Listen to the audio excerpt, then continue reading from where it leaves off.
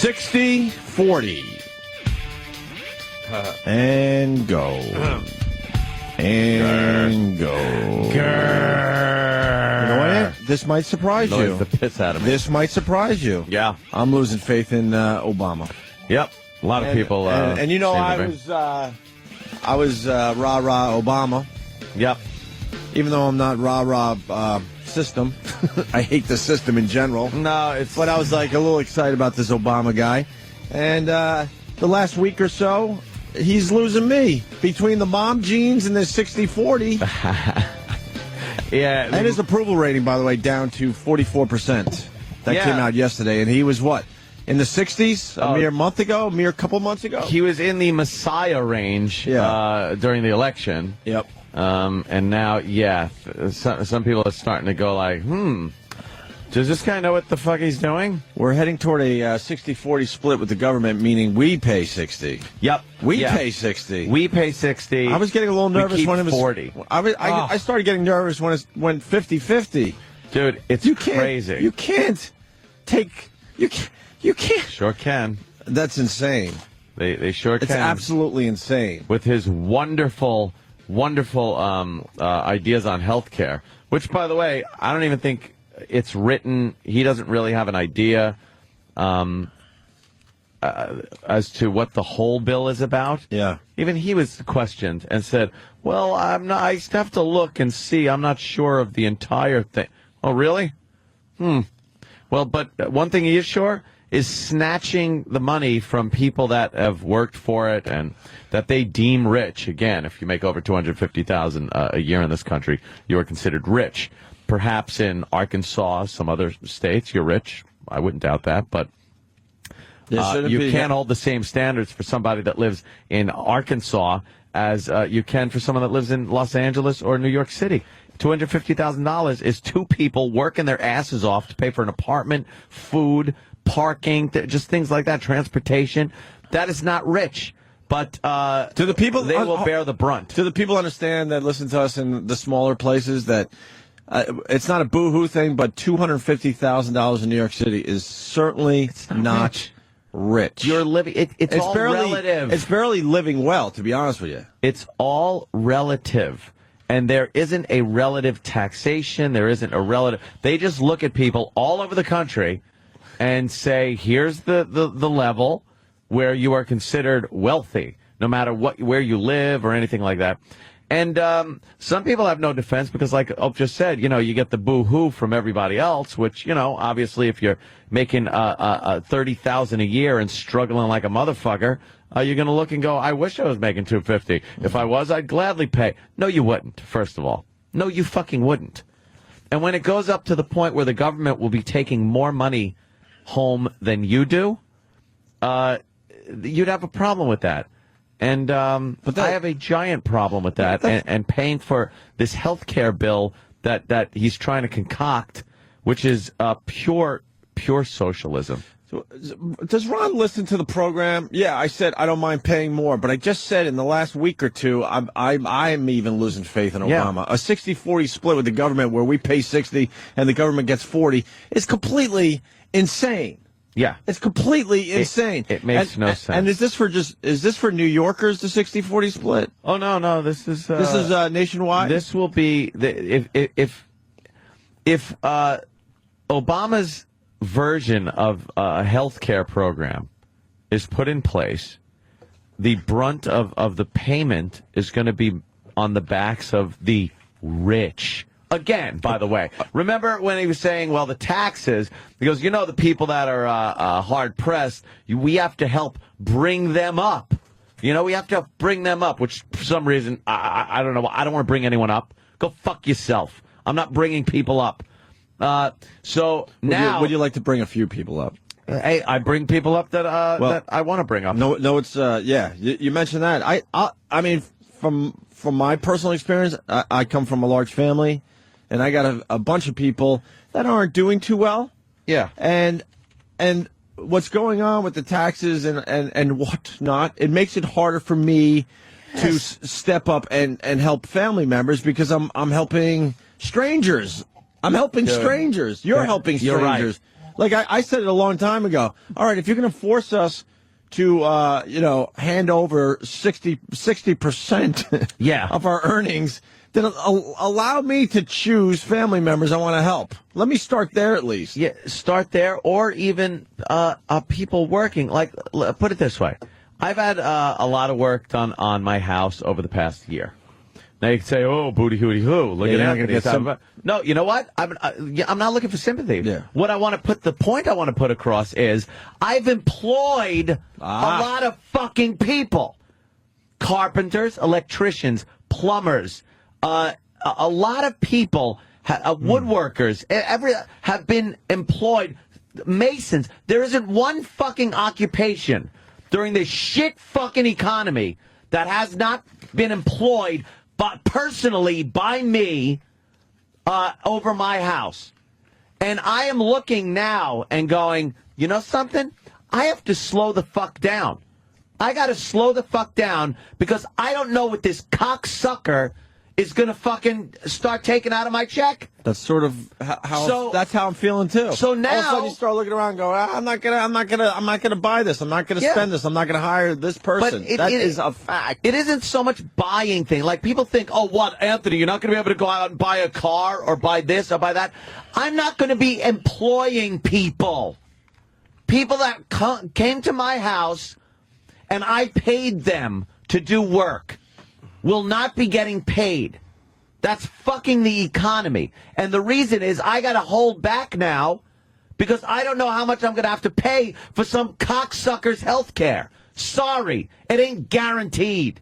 When it comes to a 60-40 split with the government where you're paying the 60, you got to start looking at the government. You got to start looking at the system and going, it's broke. Yeah. It's broke when you're demanding 60% a 60-40 split with your It's tax and spend Democrats. I'm sorry. I sound like a fucking broken record. I sound like a cliche. You're right, though. But it's so true. We've never had a deficit this big. The Democrats used to jump on any Republican president the second the deficit got high. And I don't hear one person talking about the deficit higher than it's ever been. And ticking away. Tick-tock. And it's these fucked programs.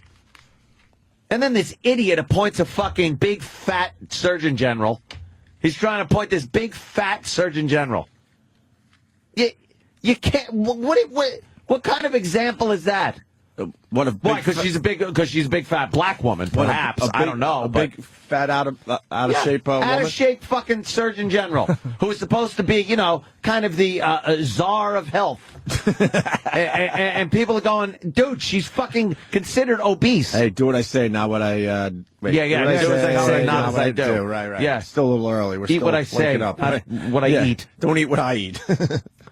It's fucking end. And Von Wolfgang, you could stick it up your fucking mother's asshole. Wow, great. This rough. Is what they start with first thing in the morning. That's a little rough. No N-words employed at Aunt's house, and you know something? You're full of shit. I don't use the N-word while I'm speaking about this subject, my friend. I use it when I'm talking about fucking criminals bashing people's heads in. That's when I'll use it. But not in public. Perish that fucking thought. I use it for people that deserve being called shitheads, assholes, savages, fuck-offs, and then that word might get thrown in if deserved.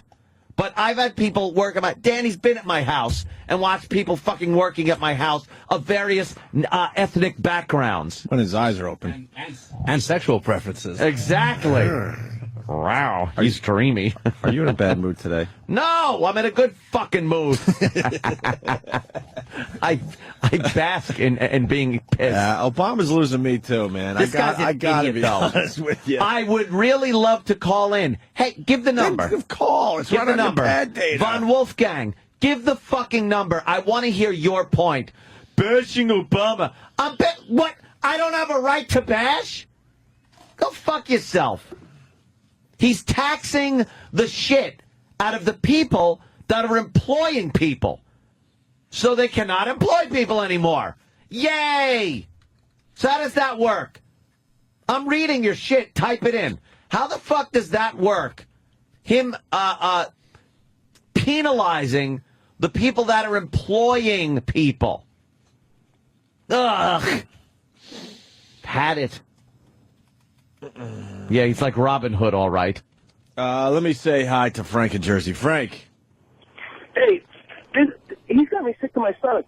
It's not like Obama's going to go away in 4 years and we're going to get this money back. Once it's gone, it's gone. So this is what these people that elected him, that were cheering, crying when he's elected, don't understand. Yeah, exactly. Once he screws it up, it's done. It's not like no matter Democrat, Republican, once they come in the office, it's not like they said, let's give this money back to these people. So it's done. Yeah, then it's just done. The tax goes up, it stays there, and you're penalized for achieving the American dream in this country now. But all you those people protesting were hillbillies who were just racist against Obama. Right, that's what they said. You know, when people were protesting tax increases, they were just redneck assholes that were racist. That the only reason they were protesting is because they were racist. And no, they're displeased with what's going on with this fucking guy. Jesus Christ. Just tax the shit out of everybody and think that's going to help. You know what it's going to do? It's going to make everyone pull the fuck back. Me, my spending, I'm cutting it back. What am I going to do? What am I going to do now? Hire more people to work at my house? No, I'm not fucking hiring. I got to sit back now and see how much I'm going to have to pay for some fucking other guy that I don't know who the fuck they are for this socialized health care. And one thing I'd like to say, do you think Ted fucking Kennedy would still be alive if he was under some socialized health care like Canada? Right. Do you think that motherfucker would still be alive?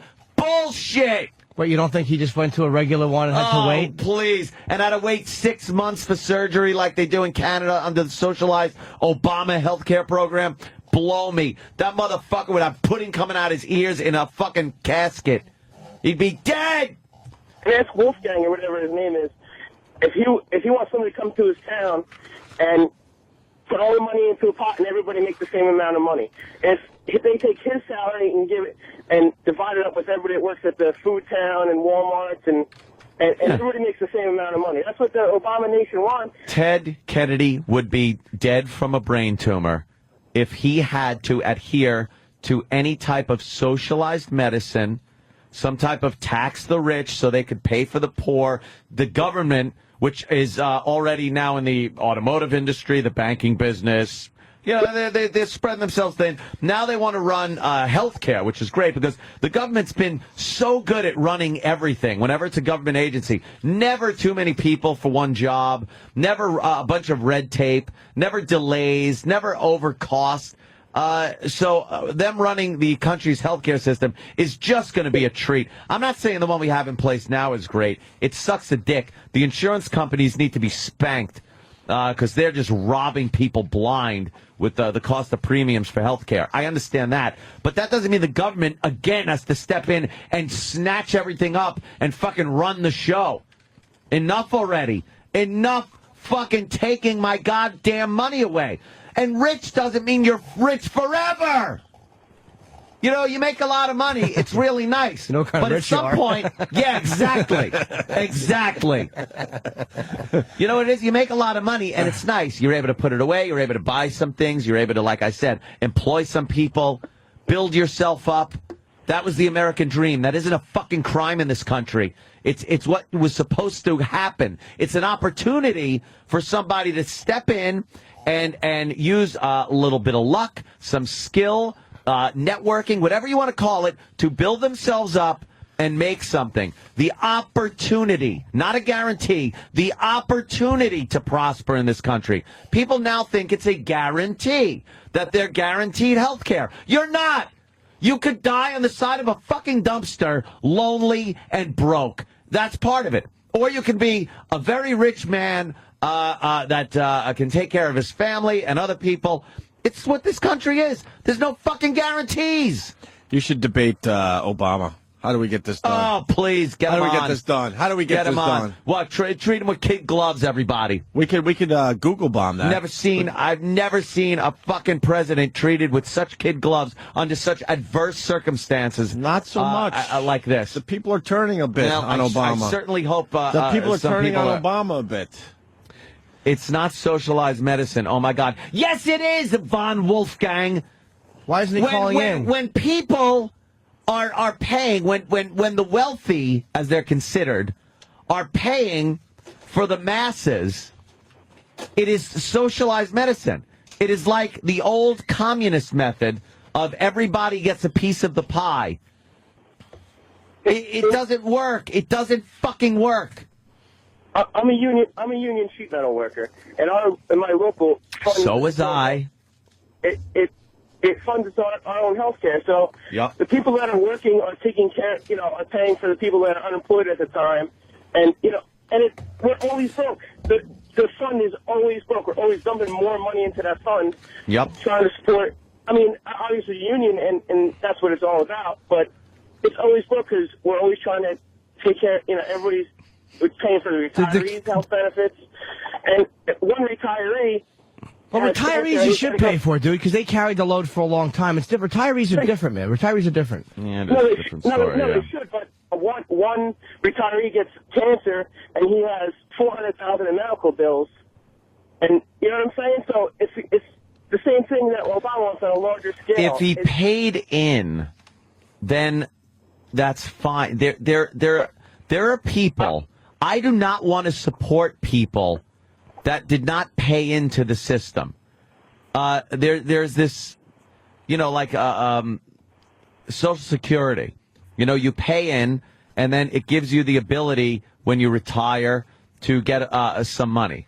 Whether it's too much, too little, not enough, whatever. That's debatable, arguable, whether it's going broke, whatever. But it's the concept of you pay in and you take out. I don't like this. Some people pay in, other people pay nothing, but everyone gets the same thing. That's called socialism. And if douchebag here that I'm reading his fuck name every 2 seconds can't understand that, when everyone pays in and then everyone can take out, that's different. It's not some people paying in to care for others and hold them up, as Obama says. I'm not here to hold people up. If they do work for me, I pay them. That's capitalism. That's what our country's based on, not socialism, which is what Obama is doing. He is trying to put across socialist programs by taking care of people based on taxing the living fuck out of people that are the only people in this country with the ability to employ other people. So now, like I said, I pull back. I don't employ people. Now, what happens to them? They're not making money. Unemployment goes up. Boy, that worked well. And we're just getting tax and spend like every Democrat has a fucking stamp tax and spend on his forehead. Listen, Mike in Jersey, my wife and I earned $268,000 last year and struggle every month to pay our mortgage, car payments, college costs, and our luxury, quote, vacation this year is a trip to the Jersey Shore. Yeah. It's not rich. This is another booty hooty hoo thing? Yeah. When people go, oh, poor Anthony, oh, booty hooty hoo. I'm not getting a new car anytime soon. I used to support General Motors every 2 or 3 years based on my lease or a purchase or something like that. I would then go in and get a new vehicle. You know why? I'm doing well. Feeling good. All right. I can afford this. And it's not just me. People don't understand. This shit doesn't get pulled out of thin fucking air. I don't hand the money over to God and get a fucking vehicle. It's supporting an industry, which now I can't support because I'm being taxed up my fucking asshole. So I got to hold everything back. Here's the audio that really got you going this morning.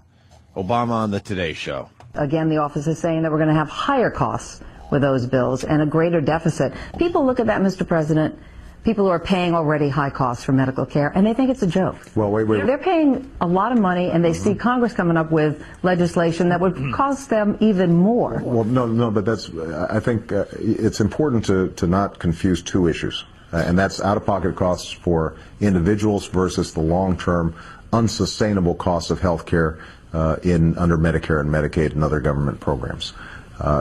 Here's what's going on.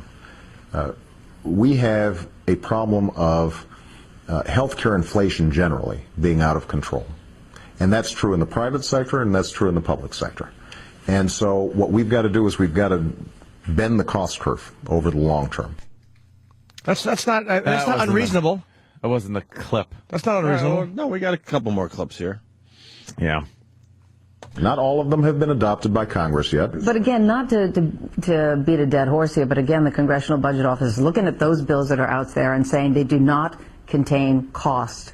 Any one of those bills, would you sign them based on what you see? Right now, they're not where they need to be. But I promise you, I just met with the Congressional Budget Office today, so I know exactly what they're saying.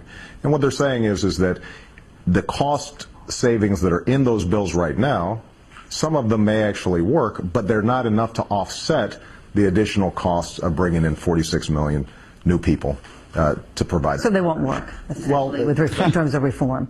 What they won't do is offset the fact that if you are adding additional people to the system, that's going to cost more. Yeah. At least she's asking them real questions. She's asking them questions. Mm-hmm. And then finally, it's costing One more. of the ways to pay for the health care bill is something called a surtax on some of the richest Americans, people who make more than $280,000 a year. I've never heard whether you support that or don't support that. Would you support a surtax? Right now, the House has put forward a surtax. The Senate Finance Committee is looking at some other options. What I've said is, and I have stuck to this claim, I don't want to see additional tax burdens on people making $250,000 a year or less. But, and by the way, despite all the hue and cry out there about how, Obama's becoming like a tax and spend Democrat, this is what you hear from.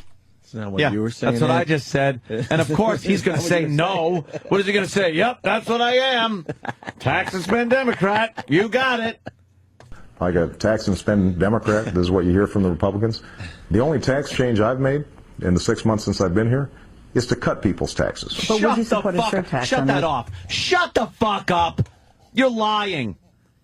You cut taxes on people that don't work. Holy shit. Yeah. Oh, what I've done is cut tax. It's a game of percentages. He can say he cut the taxes on like 90% of the population. Meanwhile, the 10% is the one that's supporting the country. That's where the tax burden is. And 40% of those people never paid taxes before because they fall in a bracket where they don't have to pay taxes. And he gave them a rebate check. So that's his idea of cutting taxes, is taxing the fuck out of the people that are producing and giving it to people that don't pay taxes anyway. Thank you. Good job. Thank you. Like a tax and spend Democrat, this is what you hear from the Republicans.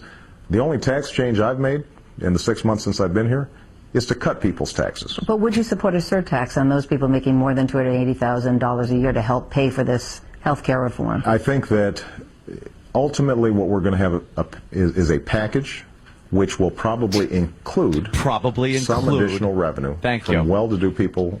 Well-to-do. Well-to-do, he calls them. Well-to-do people. Well-to-do. What an old lady he sounds like. Let me also add another thing. He is a square. He's a nerd. To people that love thinking that I fucking like cigars with $100 bills and shit like that. I am in a fucking career that can end at any moment. This radio business is fucking shit. It's a very difficult business to keep yourself in, especially the type of radio we do. And with the rules and regulations where they are. Lousy. So if I'm so well, thank you. If I'm so well to do, you know what though? Next year might not be as well to do. I like being able to have my money and know what I can do with it, how much I can spend, being responsible with the income I've made from the fruits of my labor. Instead of having to worry that I'm going to hand out my money to people that I don't know what the fuck they're doing, all right? Some I do understand. They're falling on hard times, whatever the fuck. Not my responsibility. Not my fucking problem. You know my taxes? You know what I want my taxes to go to? Nice, smooth Northern State Parkway. I love that Northern State Parkway is so fucking smooth when I drive on it. It's like velvet. That's what I want to fucking pay my taxes for. Most of the roads suck in this country. Oh, they can't even do that right. Beautiful. Maybe the one road you drive on. Most of these roads blow. Do you like that he didn't say lights. tax? He didn't say the word tax. He said the word additional revenue for well-to-do people. Dude, it's another. He's fucking read between the lines. Why would this open, honest, transparent presidency? Why would he use a phrase like that when the question was presented to him in will there be a tax? And then he fucking puts it. He says it like that. He words it in political speech that is supposed to throw you off and think, well, obviously he doesn't mean a tax. It's additional revenue for the well-to-do. Well-to-do. Let's finish up the clip here. Probably include some additional revenue from well-to-do people, including me and you, who can afford to pay a little bit more so that working families, people who are going to their job every single day, can have a little more security on their health. So that means yes, Mr. President? It means that is one option among many, but what levels that's going to be at, where it's pegged at, all those details are still the main option, though, obviously. And that's already leaked out what it's going to be. And so just don't be honest. She goes, does that mean yes? Well, I want to keep my Come on approval already. rating above 40. Anyone that thinks that he's not a really good politician, though, they all answer questions the same way. Stop. She asked a pretty direct question. Yep. And he wouldn't just say yes. Under certain circumstances, I would support that. Nope. Not the word yes did not come out of his mouth. No. And can I read some instant feedback? Please. Next year, tell Crybaby Millionaire to save some money then. Save some money. That's what I want to do. And that's what I'm doing. And that's why I'm not employing as many people. I'll throw you some phone numbers. Get that guy's info. I'll throw you some phone numbers for carpenters and masons and plumbers and that. And you could call them up and tell them that the Crybaby Millionaire isn't going to be hiring them. And maybe you could throw them a few bucks, you motherfucker. Anthony, tax those producing. What do you produce? That's Nate in Florida. I produce jobs for people, idiot. You fucking moron. I produce jobs. I've kept people working for the past year and a half. I've kept people fucking working. What a dumb what a country of fucking dummies. You're fucking all stupid!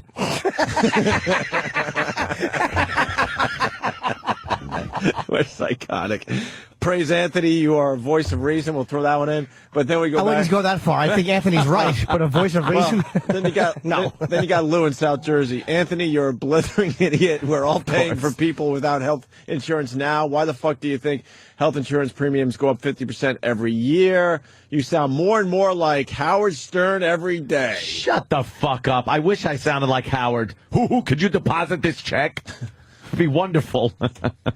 The thing is, I don't mind even paying for people, but I don't like where they're taking the money from. It's like the money already exists, so you don't need to fuck people out of more. Just spend it better what you have. There you go. Yeah, spend it better. Yeah, the system's broke. You don't need to take more. So why are you looking at us to try to... I mean, they're not even trying to fix the system, by the way. Just patch it up. Just tax the fuck out of more of the people that are productive, that are producing, that are supplying the jobs for people out there. Well, this guy, Joe, wants in. Joe in Trenton. Joe? Hey, how are you guys? How are you, Jimmy? Hi, Joe. Hey. Hi, Joe. Anthony. Yeah. He barely said hi to you. First, let me say I didn't vote for Obama. I don't like his points of view. I think he's a rookie, a senator who has absolutely no place in the White House. Mm-hmm. He's like Anthony said, he's a smooth talker, and he's full of shit. Let's be honest. Language. Excuse me. We're on XM, so we can do that. All right, kidding. Excuse me, Jimmy. I love being able to do it. Yeah. Let me say, forget about all the tags you're putting on people, socialists, and using all the political cliches and so forth. Well, he's doing it, so whatever. Okay. You are to a certain extent. Okay, I'll Although whatever. I agree with you, it is the land of opportunity. It certainly is. I mean, I've worked my ass off for 20 years as a utility worker. I don't have that much to show for it, but let's forget about the tags. It's a humanistic point of view. Yeah. I mean, if you're going to point the finger, let's point the finger at excessive government. Let's say, okay, instead of taxing people, why don't we get together and say, look, you're going to cut your fat. There you go. Money, like Jimmy said. We were just talking about that. I got no problem with that, Joe. And that's where I'm at. Joe, I got no problem with that. I'm at. I'm not a Michael Moore fan, but I did watch Sicko, and I'm sure it was slanted in some direction. You think? But you know what? It wasn't a complete work of shit that had no accuracy. There were things in that you watch and you go, you know what? Because a lot of insurance companies, who really are the ones responsible for jacking up the rates because of a lot of lawsuits, are kind of vultures. Yep. We have, in a way, turned into a country of really, like, who don't give a fuck about each other. And there's a balance between, I'm not going to pick a guy up who's a bum and carry him, and really just telling a working class family to go fuck themselves. Like, there has to be a balance in there somewhere, I think. Exactly. I mean, you can't choose your station in life when you're born, when you're a child, the innocent child. And Jimmy's right. You know, you have to look at these fat cats and look at the waste and look at our government, how dysfunctional it is, and wonder, when is it going to stop? Is it going to implode eventually? And hopefully, just like the Constitution says, when are we going to rise up and say, wait a minute, this is ridiculous. So why are we putting up with this anymore? Well, look at what happened. Excuse me, Joe, for 2 seconds. Look at what happened when people did try to rise up and protest the taxes. Yep. They were called racist. They were called hillbillies, out of touch. For some reason, you're not allowed to go out and actually voice a negative opinion about the way the government is spending your money, or else you're a fucking you're crazy. Want to overthrow the government, or if they're black, there's a black president, right. So now you're a racist. They put you in a position where you can't really rise up. It's only because it's a black president, Ant. That's why they were called racist, because they had the nerve to question the policy of a black president. Of a black president. Exactly. How long do you think it's going to be before we get to a point where the people aren't going to start questioning each other? Do you think we're going to get to a point? I'm really interested in what Anthony has said about this. Do you think we're going to get to a point where people are actually going to rise up, where there's going to be an implosion, where government is just going to fail to the point where people say, you know what, I'm tired of eating dirt, I'm tired of not having health care, and I know the money's there. If you watch TV, I see these senators and everyone wearing $1,000 suits. Wait a minute. Giving themselves raises during an economic friggin' earthquake, and they give themselves raises. They're taking, it's like, they're going to try to get this bill in before their summer vacation. These motherfuckers take a summer vacation. Who the hell, who voted on that? What guy that represents you would you then vote for to give him a vacation? We're not even allowed to take a summer vacation. These fucking guys. I think we're allowed to squeeze a weekend. These guys squeeze a whole. Their session will come back. They're just gone. And to take a vacation when the country is in financial turmoil like this is just outrageous. It's not a dopey radio show taking a week off to fucking recharge the batteries. These guys are supposed to represent us, and they are not. I think if we took a summer vacation, our listeners would survive. But survive. They'd be happy. The citizens of America, they need their government in place, especially during hard times. Yeah. It's the whole thing is a complete joke. That's where I stand. It is. Every one of these politicians is a joke. But it does help to attack back, because it does help, especially where media is now. It's like, if you're attacking accurately, people do hear it. I mean, you have to fucking fire back. You have to. I realize, guys, just last thing. I realize, our forefathers were, the majority of the forefathers were wealthy white landowners. Slave owners, fuck them too. Okay. You know what? But their point of view, their actual reasoning for the development of our country, was altruistic. It was real. It was, you know what, though, dude? And look, of course I love this country, but we have to be very honest and realistic when we look at that. I've had enough of the forefathers. A lot of them, I'm sure, are very good people, and a lot of them were really just fucking pricks. Let's be very honest. They weren't out for the regular guy, dude. Books are just books, rewritten and rewritten and rewritten, and eventually, some guy who most likely was an asshole slave owner is all of a sudden this hero, and I believe that. We all know that. We know people as they are. Yeah, a lot of them were asshole slave owners. Right. I feel like instead of labeling things, we really should look at where the source of all these problems is, and that's our goddamn piece of shit government. Well, that's part of it too. But you have to look at it too, like.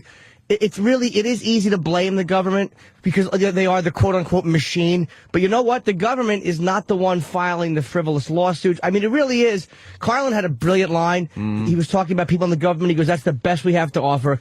Garbage in, garbage out. And you know what? The government really is a reflection. It's not these awful people reflecting wonderful Americans. We really are self-centered and greedy in a lot of ways. But the whole thing of them representing the American people has just turned into something completely different. Yeah. They do not represent. When you look at what your politicians are doing, you cannot figure out who they're representing. It's not the masses. Like, who votes for those things? You look at a bill and go, that isn't representing me. That isn't representing another guy that's working for a living, middle class, lower class. It's representing that motherfucker that's writing the bill and getting him reelected or getting him more money or getting him favors from another place. That has to stop. But one thing is, how do you, as a politician, how do you do it right? Because, like, look at the radio show. They're pretty much majority of them listen to your fans. Like you say, they're all Democrats or all Republicans. Half of them hate every bit we do. Oh, exactly. Half of them love it. It's almost like, how do you represent people when everybody is so completely, even people on your side are so completely fucking different? Well, that's just it. I guess you're probably trying to represent the majority of your constituency, but from what I see, they're not even representing that. Like, you read some things that get passed and you go, no one would vote for that. No one's going to vote for more money for my representative. No one's going to fucking say, I agree with that. We got Patrice on the line. Patrice O'Neill, everyone. What's up, Patrice? Hi, Patrice. Hey, good morning. My co-star in the new upcoming film. Hi, Patrice. Well, I'm keeping that on the L there, buddy. You never know. So, I called to say that I agree with Anthony. Thank you, sir. Almost 100%. But the problem is, the two things. One is that this is not about money, because money, they're just printing money. They're printing up, $780 billion here and there. And what they're doing is, it's easy to attack people that the masses don't care about, or they hate, which is the rich. But it's just to keep them off focus, where this particular government right now is trying to take over industry. They take over the cars, they're taking over houses, they're taking over health insurance, man. Taking over health insurance has nothing to do with money. It has something to do with people. They trying to clear people out of here, man. They trying to you see what's happening in England and these countries in Canada. The government decides who lives and who dies, man. Yeah, exactly. And see, thank you. You're right. But hold on. I agree with that. Let me ask you something, Patrice. You're talking about them taking over the industry, and Rush Limbaugh talked about this too. Them taking over the banks. When someone like GM or some company goes, bail us out, and they go to the government with their hat out and they go, give us money, and the government gives them money.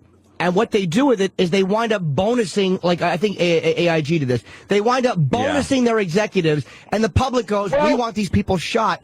The government steps in and goes, we'll give you money, but now you have to say... Let me say this, though, Norton. They bonus dictators when they take over land in other countries. They give money. See, they give money to people that help them out. They give money to dictators who kill their own people and help them sell their own land to the government. That's the same thing they do to GM when these guys help them in this takeover. They go, thanks. It's a kickback, man. They're all in cahoots, man. Patrice, let me throw this in though, because a lot of people got mad at them bonusing some of the executives in these companies that were bailed out. But let me put it in terms that I think we can understand as a show here at Sirius Satellite Radio that used to be, XM. What if, Opie, they bonused, the satellite industry has gone through some dire straits financially. I don't think it's any secret. What if they bonused Elo to keep him here? And Elo is a very good guy, man, very good for the job, but he was offered a better job, a higher paying job with more security. Right. Now, they were saying they're bonusing some of these executives because they're going to fucking leave and leave a void of management whether it's good or bad, I have no idea. But this void of management that they can't afford to just lose and have to find new guys. I would rather them have paid Elo more money. Sure. And given him job security to keep him here. Well, we also know that most of the management in the radio industry, they're shit. But I mean, that though was their excuse. Right, I'll say excuse because I don't know if it was. I don't know that industry. They're going to lose some very important people. I don't know the industry enough to know whether it's a good or bad. We could talk for the radio world, but yeah, that would have been good. I would love to see half of management be kicked out the door in their big salaries, and especially bring in radio at the old place. Exactly. But especially at the old place. That's not simple. That's not simple enough for what's going on. The reason it's easy. It's the Robin Hood thing. You need the masses. You need a majority of the people to support what you do and to support taking over an industry. Mm-hmm. What they did is they go, we're going to get these rich assholes so that the people that's walking around that really don't look further into what's happening go good. And they just look at it like robbing from the rich to help everyone. People are saying socialism, man, but this is close to something else. I get nervous to say it publicly, but it ain't just socialism. But the whole planet was the whole planet was in the economic toilet. And what happens is a GM really was, or all these other places were in deep financial trouble. Factories were closing, people are getting laid off. The reality is it was happening. But is the answer a government then taking over and owning a majority share in this company? What's the option, though? The option is you let them fold, and Okay, then fair another industry comes from that vacuum. Then people can't complain. Okay, fair enough. But then people who are auto workers who can't complain that all of a sudden 50,000 of them are out of work and have nothing. Well, then let them talk to their union delegate and say, why am I out of a fucking job now? Well, because you demanded fucking $90 an hour to stand and work a fucking spot welding machine. It's all horseshit, though. If they said to you, this is, 80%, I'm just making up a number, but how many people do you think would think the economy was better if someone told them it was? If they got on the news and said the economy is better, most people would spend money because they was told that. You know, people you're ain't right. As smart as you He's right. think they are, man. Yep. No, believe me, I know how stupid people are, and they're sheep. And you're absolutely right. And to panic on the news sells a lot better. So to make it seem like, oh my God, we're on the brink of disaster. There's worldwide financial trouble. But things are actually starting to bottom out, as they say, turn around. And I think we're not seeing the same, the news really pounding the fact home that, oh my God, we're in dire straits. And people are kind of spending a little more money. And Anthony, you said the unions, and look, the unions overextend sometimes. Yeah, but the union's argument would be, look, we have taken pay cuts. They have at times taken pay cuts, and what they say is, who is telling executives to take pay cuts? Nobody. So here, the union takes a certain hit, and then meanwhile, these scumbag executives are bonusing each other. So then the government steps in and goes, if you want more of our money, you're not going to bonus it. Well, then let me answer that one. Then the same thing. It doesn't matter if it's the executives or the workers and their union. Too much money goes out. The government doesn't step in, and the company fucking folds. And then another company comes out of it that goes, all right, we can do this cheaper and better and here, so let's fucking do it this way. Mm-hmm. And perhaps they should be given tax breaks. But instead, you're right. Taking over industries one by one. Yeah, but instead of letting the company fold and then letting the private sector business step in and fill that void with another company employing people starting from scratch, the government steps in and owns the company. Well, that's insanity. The government didn't do it by force. Anthony, the void is because, look, let's say that they let that happen, and some other guy has a better product. But as long as they're telling everybody, all right, that you have no money, they're telling us that we have no money, all they got to do is now take over whatever the industry they want to, and then go, hey, we got money. That's it. It's completely acceptable now. You're right. It's completely acceptable now. The government has made it where people don't get surprised that they now are owning private fucking companies. But the government's not running. Companies. The government's not running in and taking over these things. People are going to them begging for money. But it's they're like giving it to them. Companies have begged for government bailout money for years. Look at Chrysler. Years ago, when Iacocca was in charge, he went to the government. The government gave him money. He paid the government back with interest. It was a loan. This government is coming in and actually taking part ownership in the company. Didn't they give money to, like, I think it was AIG? Yeah. They gave money to AIG. And what AIG did was the amount of money that those motherfuckers and I mean, I understand keeping a guy like Elo. No, you're right. But it was disgusting. And the people were like, what are you doing? Yeah, so then the government's like, okay, well, if you want more money, this is how it has to be, because you cannot be trusted to behave honorably. There's a balance here. The government is not...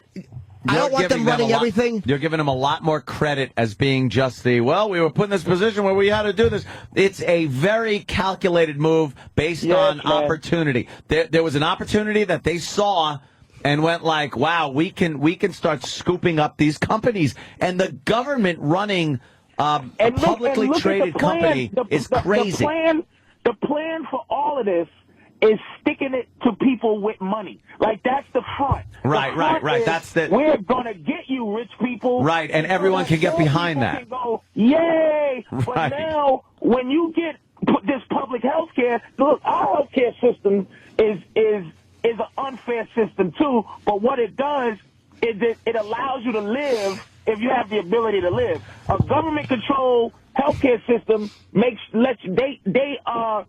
they equate whether you're worth keeping alive. If there's some Indian kid that's born with another kid attached at the asshole, they don't fly to fucking, Romania to get him cut in half. They always wind up coming to the United States. Heart problems, they come to the United States. A child has a brain tumor, they come to the United States. You know why? We have very good health care here if you can afford it. And there are varying levels of health care, and you are guaranteed the right to health care in an emergency room. In those circumstances, if you go in, it's not going to be, man. It's not going to be free. Absolutely, dude. You might, but I mean, I used to think, hey, my mind moved to a different point of view, man, and it's not because I give a shit about rich people's pockets. It's the government controlling everything bugs me. This is not. Yep. They're printing fake money. Money means nothing. You think 5% of somebody's shitty $300,000 helps? Fuck no. It's just taking over, man. Anyway, thanks. Yeah. Right on, Patrice. Hey, thanks for calling, man. Great phone call. It's, Patrice O'Neill, everyone. Yeah, but it's also, it's like this, we have this thing to look at the government like it's this brilliant calculating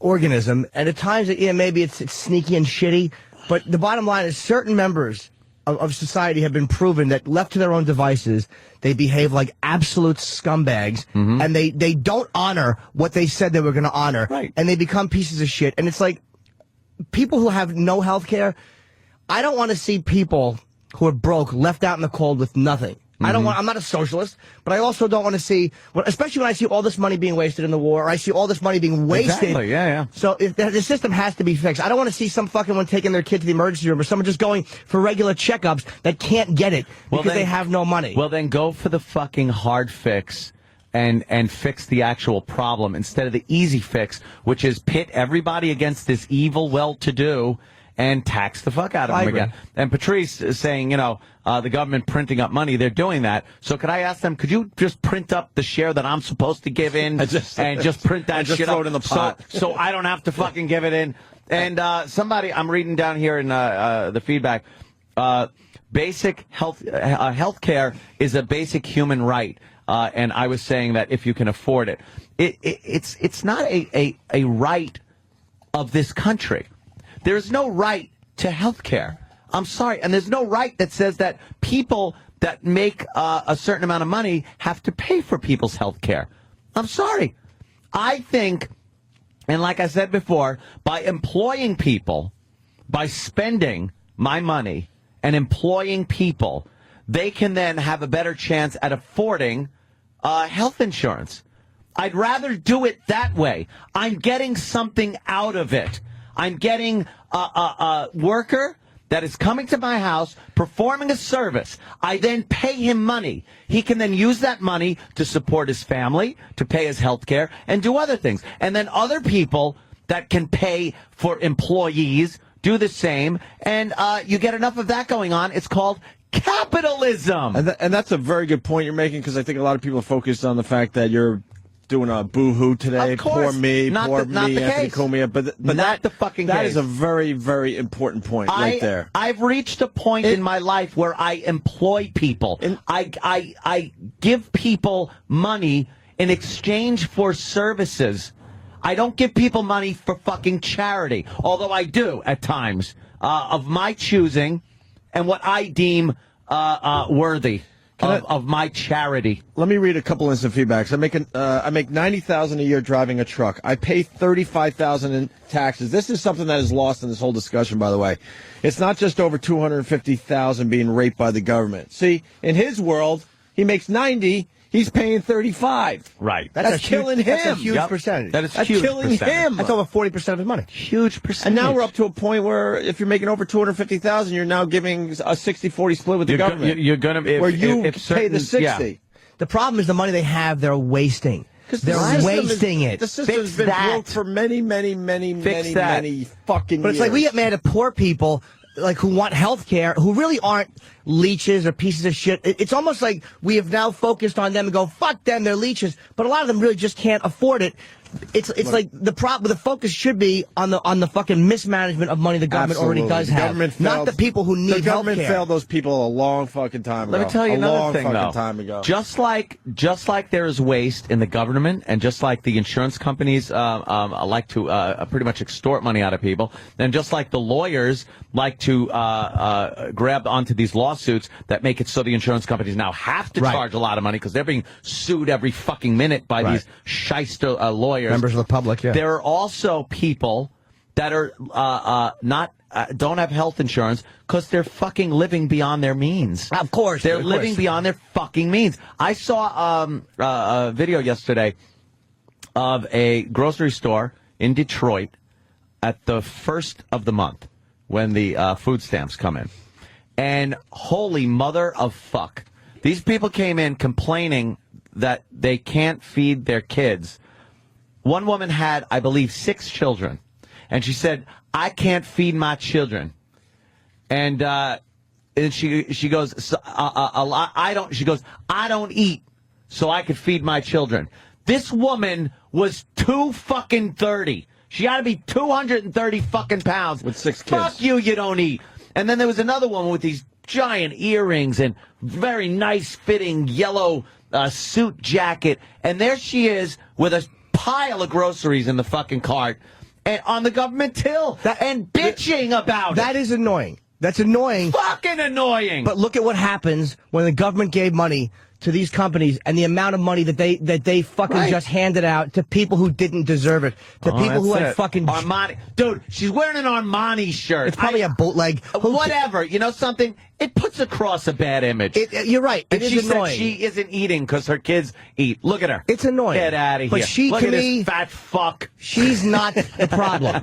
She's annoying and she's a problem. She's part of the problem. But she's not part of the problem. Part of it, but not the main part of it. I don't want to pay for that. I agree, but I don't want to pay for fucking... I don't want to see the government giving money to a company who is bonusing these fucking scumbags who refuse to give the money back. The company takes a bath, and these bags of shit are still getting bonus because we see how management works. Yeah. They never fire each other. That is a huge problem. It's a much bigger problem than that fucking dumb bitch. I don't know if it's much bigger. I think so. It's huge. But that is also huge. Oh, get to the part where the guy with the fucking $200 sneakers is asking the cameraman for fucking money. It's a hoot. It's a hoot. You don't get penalized for being irresponsible in this country. No, you're allowed to have as many kids as you want. You can do whatever the fuck you want. And then we have to pay for your kids. Stop with the fucking along the line, 6, 7, 8 right, kids. Somewhere along the line, you have to take responsibility for your situation. It's unfucking believable. Poor Michael Jordan's on food stamps, and he doesn't even look good anymore. This guy, Michael Jordan, here he is. Listen to this guy. How long do they last you? I'll say out of a month. About 3 weeks. What do you do that last week? We got the muscle. We got to eat these noodles. That's why we get a lot of noodles. We got to get a lot of oodles and noodles. So the beginning of the month is meat, the end of the month is noodles? Yep. Look at Every the month bacon. is like that? Look at this shitload of bacon in the front of that worse fucking now than it cart. used to be? Dude, I can buy whatever I want at the grocery So how store. often I've are never you had a eating shopping cart that full in my life. I swear to God, that is like, holy shit. Wow.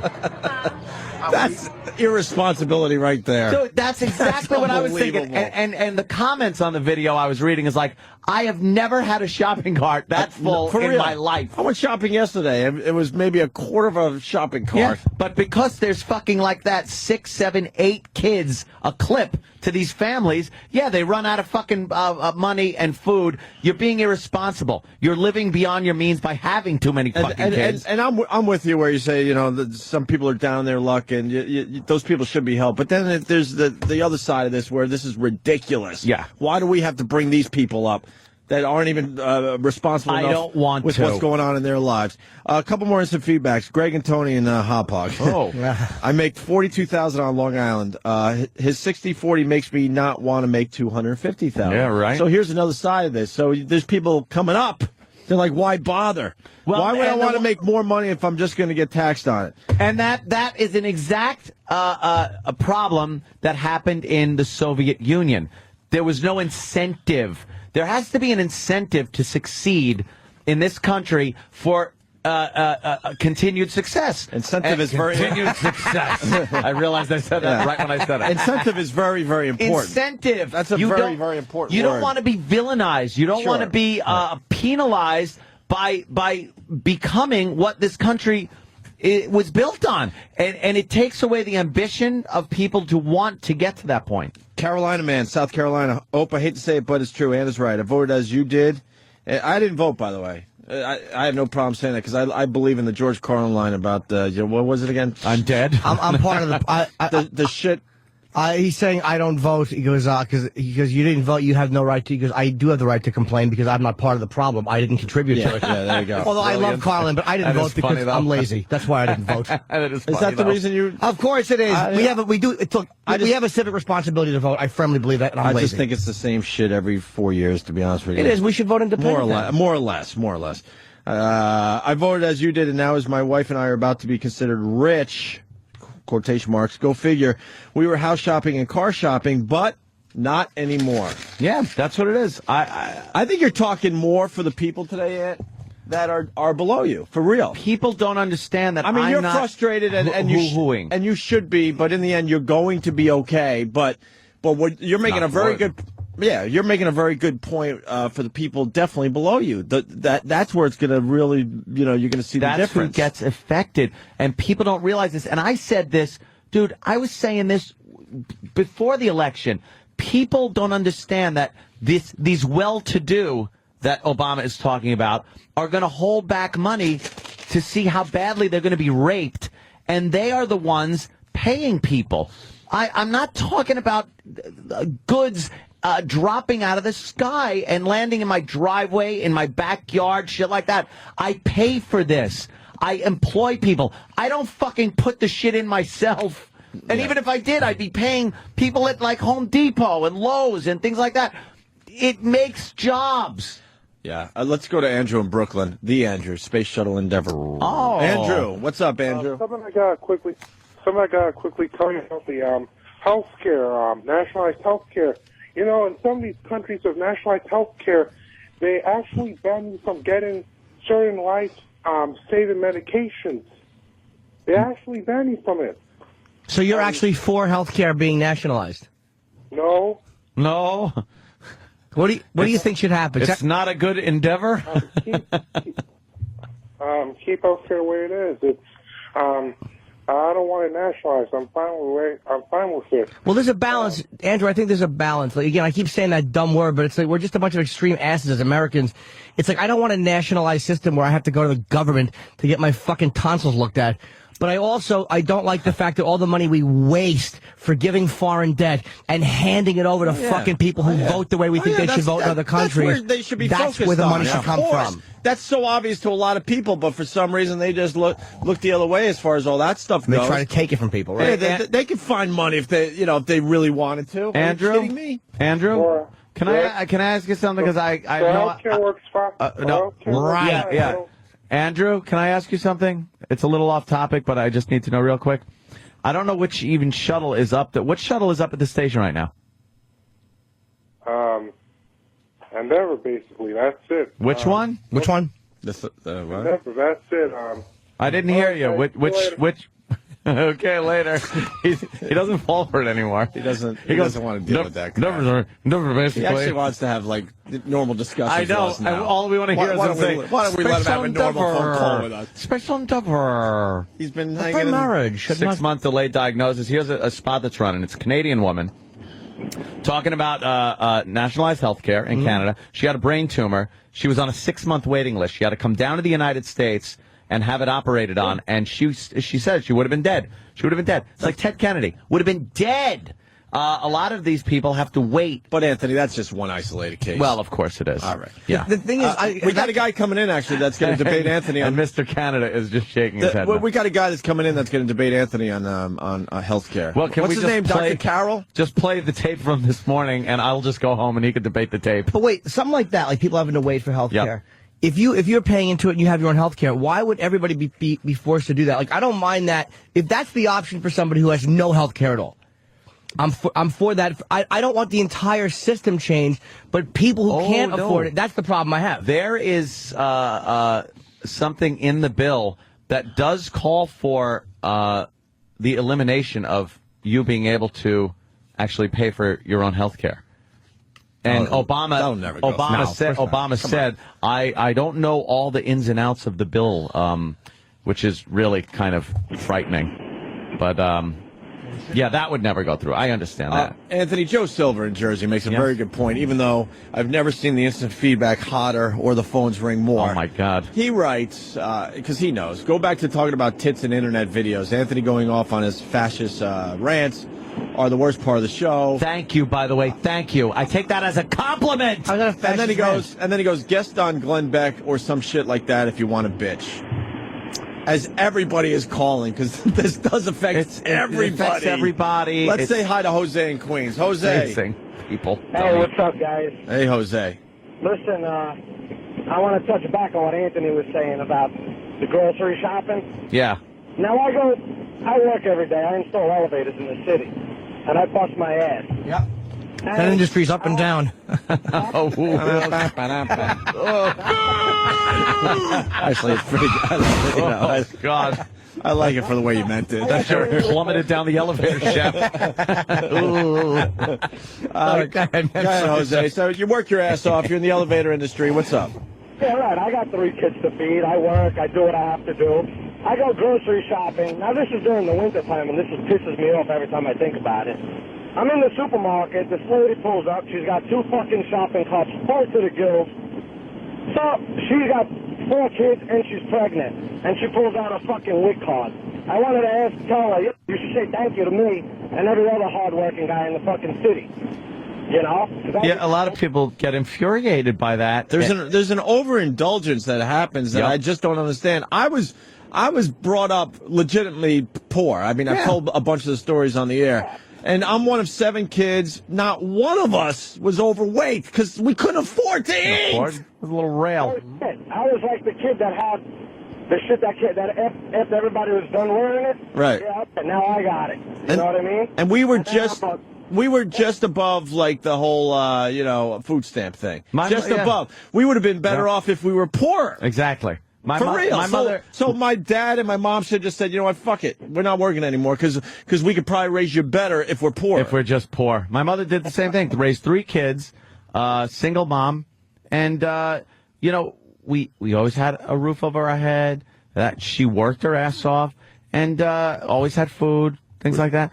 And it was, because she fucking went out and worked like 2 jobs and knew what she had to do, knew her responsibility. There is a point where you have to take responsibility for what's going on in your own life. I understand the high. I mean, we went through stages where we weren't sure if we were going to have electricity the next month, and we weren't sure if we were going to have enough food to eat for real. And then my dad would hit because he was kind of like an entrepreneur, and then he would do well, and then we did okay for a while, and then the money would trickle out, and then next thing you know, we're wondering, what bills weren't going to be paid and how that was going to affect us. I want to read another thing from this idiot. There's a lot of little companies that are staying alive from the Obama money.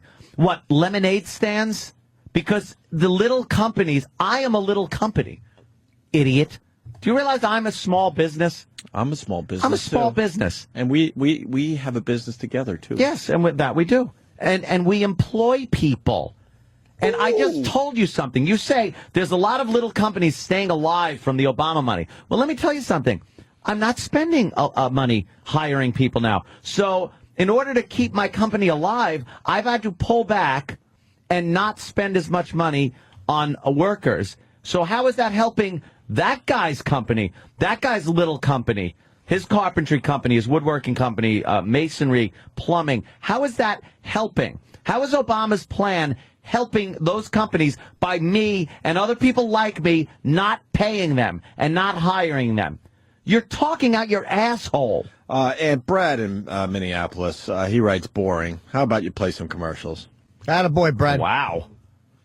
People want to hear commercials? Does this look boring? Do I have to tweak the phones and the stack of instant feedback that I'll never get to? You're going to get one or two people that do I have to tweak this? They're just fucking jerking off all day long like monkeys. Just sitting there jerking off. We'll talk about a tit. Why didn't that guy call in? And by the way, it's a very small I think he did. I don't know if he... I think he tried. I saw his name up there. They can't get in. I know. I got to keep hanging up on people. Get his number. I've been hanging up on people, and then people take their place immediately. By the way, that's a small percentage of the people. I don't want to misrepresent. Of course. Most people are way in as far as what we're discussing right now. Keith in Jersey, Niagara Falls, excuse me, he writes, "Oh, well, time to walk my dog. This is shit." Let me say hi to Mike in, where are you, Mike? Mike? Mike? Good morning, boys. I'm up in Haverhill, Mass. And you know what fucking drives me insane is the amount of money and the amount of housing we have in Haverhill, Mass. I drive through those places, they're giant. And every one of them has friggin' Escalades and Mercedes and Beamers and 4 fucking kids. And I work my ass making $45,000 a year. And these guys are killing me with their fucking gold rings and their fucking jewelry and their Escalades, fucking with 24-inch rims. All right, we got you. Them houses and money when this shit happens. Where's the overseer in that shit? Yeah, well. Oh fuck! All right, boys, I'm out. That just drives me insane. Good description of Haverhill. All right. Well, I mean. The phones are just lit, but I guess we got to take a break. We can continue. And Doug from Charleston, I just saw that highlighted. It is true. Let me go to it then. Yeah. Go ahead. Hi, Doug. What's up, man? Hey, how's it going? Hi. I saw your. I think the reason why why there is a summer break is because senators and the House people were supposed to have fucking jobs. That's how the country was founded. Oh, you know something? Yeah. Wait, what happened? That is true. They were supposed to take care of their farms and crops, right? Their crops and shit like that. Wouldn't it be pretty much when you're bringing in the crops? Yeah. So they take their break. So when the world developed or the country developed, they ignored the fact they don't need to take that time off anymore. Exactly. Brilliant. Exactly. Who wouldn't do that though? And originally the Senate was supposed to be appointed by the state, so that way you would have a direct state representation. Yeah, you just now don't. Basically, we have 2 houses. It's all crap. Yeah, you're right. So. But I like your point though. Where in the Constitution does it say we need to take care of? Yeah, it doesn't say it anywhere. I mean, this whole feel-good attitude that Jimmy got. I mean, that's okay. Dude, it's not. Hold on, it's not a fucking feel-good attitude that Jimmy got. It's not about that. It's about. I don't like to see the fucking the money just wasted. And I'm not. Believe me, I'm not a particularly liberal guy, but I don't like seeing money wasted. Feel-good attitude, though, I just don't like seeing people who can't afford to fucking get taken care of. And meanwhile, I see our government forgiving foreign debt and giving money to other countries because they make a decision to do something that we ask them to do foreign policy. You know what I mean? That sickens me. Jimmy's right. People that need help, make it in this country. I grew up in a podunk place in West Virginia.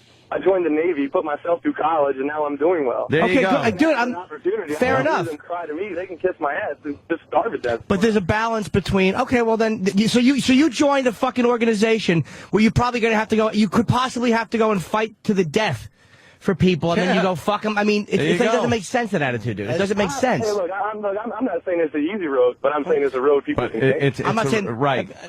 I mean, and we're already helping bring people up. Now it's getting to the point where, once again, there's a possibility that there's going to be a 60-40 split with the government, and we pay the 60. To bring people up again. We're already bringing people up. I know, that was the whole selling point So then you have to go to where Jimmy's at and where I'm at, and you got to start looking where all this fucking money's going and how to bring some of that money back and use it for something else. Where's the next time? Where's the next time they're going to dig into our pocket too? Think about it. They should have never got the next time. But how about the Navy guy? How about people coming back from Desert Storm, soldiers who weren't getting proper medical care? That's bullshit. I mean, but well, as far as the VA goes, I'm all on board. Right. I'm completely on board to taking care of them. But they put in. No. You're not. What I'm saying is, dude. What I'm saying is, even they weren't taken care of. Oh, I know. It's gotten so despicable in this country. Even the fucking veterans, guys who are fighting, weren't taken care of. It's fucking despicable. The money we give is being wasted. I don't want to give any more. I pay enough in taxes. Right. The thing is, and I understand what he was saying, though, is and I keep reiterating this, this country is the land of opportunity, not guarantees. And there's this sense of entitlement that people have that they actually believe that it is in, because people are dummies that have no idea what this country is founded on, is built on, what the Constitution is, what is in it, and actually believe that there is a right to health care and to that, and if they don't have it, that it should be supplied to them by the government, which in fact is us. It's the tax-paying people. It's not in there. But how come we're not as mad at money being wasted? And again, I know at money being wasted on the war. I think we are. We are. But what do you do about it? There's nothing you can do about it. You can't rise up or getting shit done in this country. You can, though. You can't just sit there and we can't do anything. We can either vote or complain about it. I mean, you have to talk about it. You can't. We're not just units. I see the same shit happening year after year after year, and we're voting and yelling and screaming. But we need to vote for a third party. They probably laugh at us when we try to rise up. They laugh at us. At you. I'll go, oh, that's cute. What, sir? I think the problem is we establish a precedent, with welfare and other stuff that people are just going to be taken care of. That's a talk about a good social experiment. Welfare is that. Name one person that comes out of welfare and thanks welfare for where they're at today. There are. You're right. Well, yeah. The welfare system is not a good system. But I'm not talking about, hey, let's just keep giving people money to people who have 8 kids. It's coming back, too, by the way, welfare. They're raising that up for the first time in probably, I think... Well, like you said, let the companies close. Hey, let GM fold. And then all those people, like, what are they going to... What is a guy who's, like, spent the last 10 years working hard and being a fair, fucking honest tax-paying guy? These companies just shut down. A company like GM that employs that many people, where are all? There are very little jobs. So I guess all of those people are supposed to sit around and go, well, we have to wait till something else crops up. Here's going to crop up. More Japanese companies who are doing the labor for shit are just going to have the fun. It's like, what do you do? How about you get General Motors, who, by the way, a lot of these companies during the war were able to turn around in no time and retool their plants to make fucking tanks, which is amazing to me. Sure. They're making cars. All of a sudden, they're making tanks. That was the go-get-'em spirit. Right. How about you turn around and you turn your company into a wind turbine fucking manufacturing plant? Things like that. Something that actually has a need, fills that void that was left when the company folded. Builds a city back up with industry, shit like that. Because all those contracts have probably been given out. Like all the first of all, we don't use tanks like we used to. It's mostly. I was just making a point that it can be done. You can turn a company around. A General Motors wasn't making a lot of cars at that point. They turned around and were there for the military. But the labor force, it's hard with labor force because a lot of jobs are lost because of computers and technology, things that really have nothing to do with people. A computer can do what 500 people can do. It's like, what do you do for the labor force that's just lost? It's like, it's easy to go, well, fuck them, they have to find something else, but it does hurt the economy, and it does hurt us as a country with guys who work for 10 years on an auto line who are great at that. It's like, what do they do if the company just fucking falls apart? But the government isn't fostering these new industries and new companies to come up and give them the tax breaks so they can build these plants and retool these plants of outdated products. And then you got a city like Detroit that is just fucked now. Yeah. The auto industry has been the backbone of Detroit for, as long as anyone could remember. Sure. That's over. That's over. So now figure out what else to do.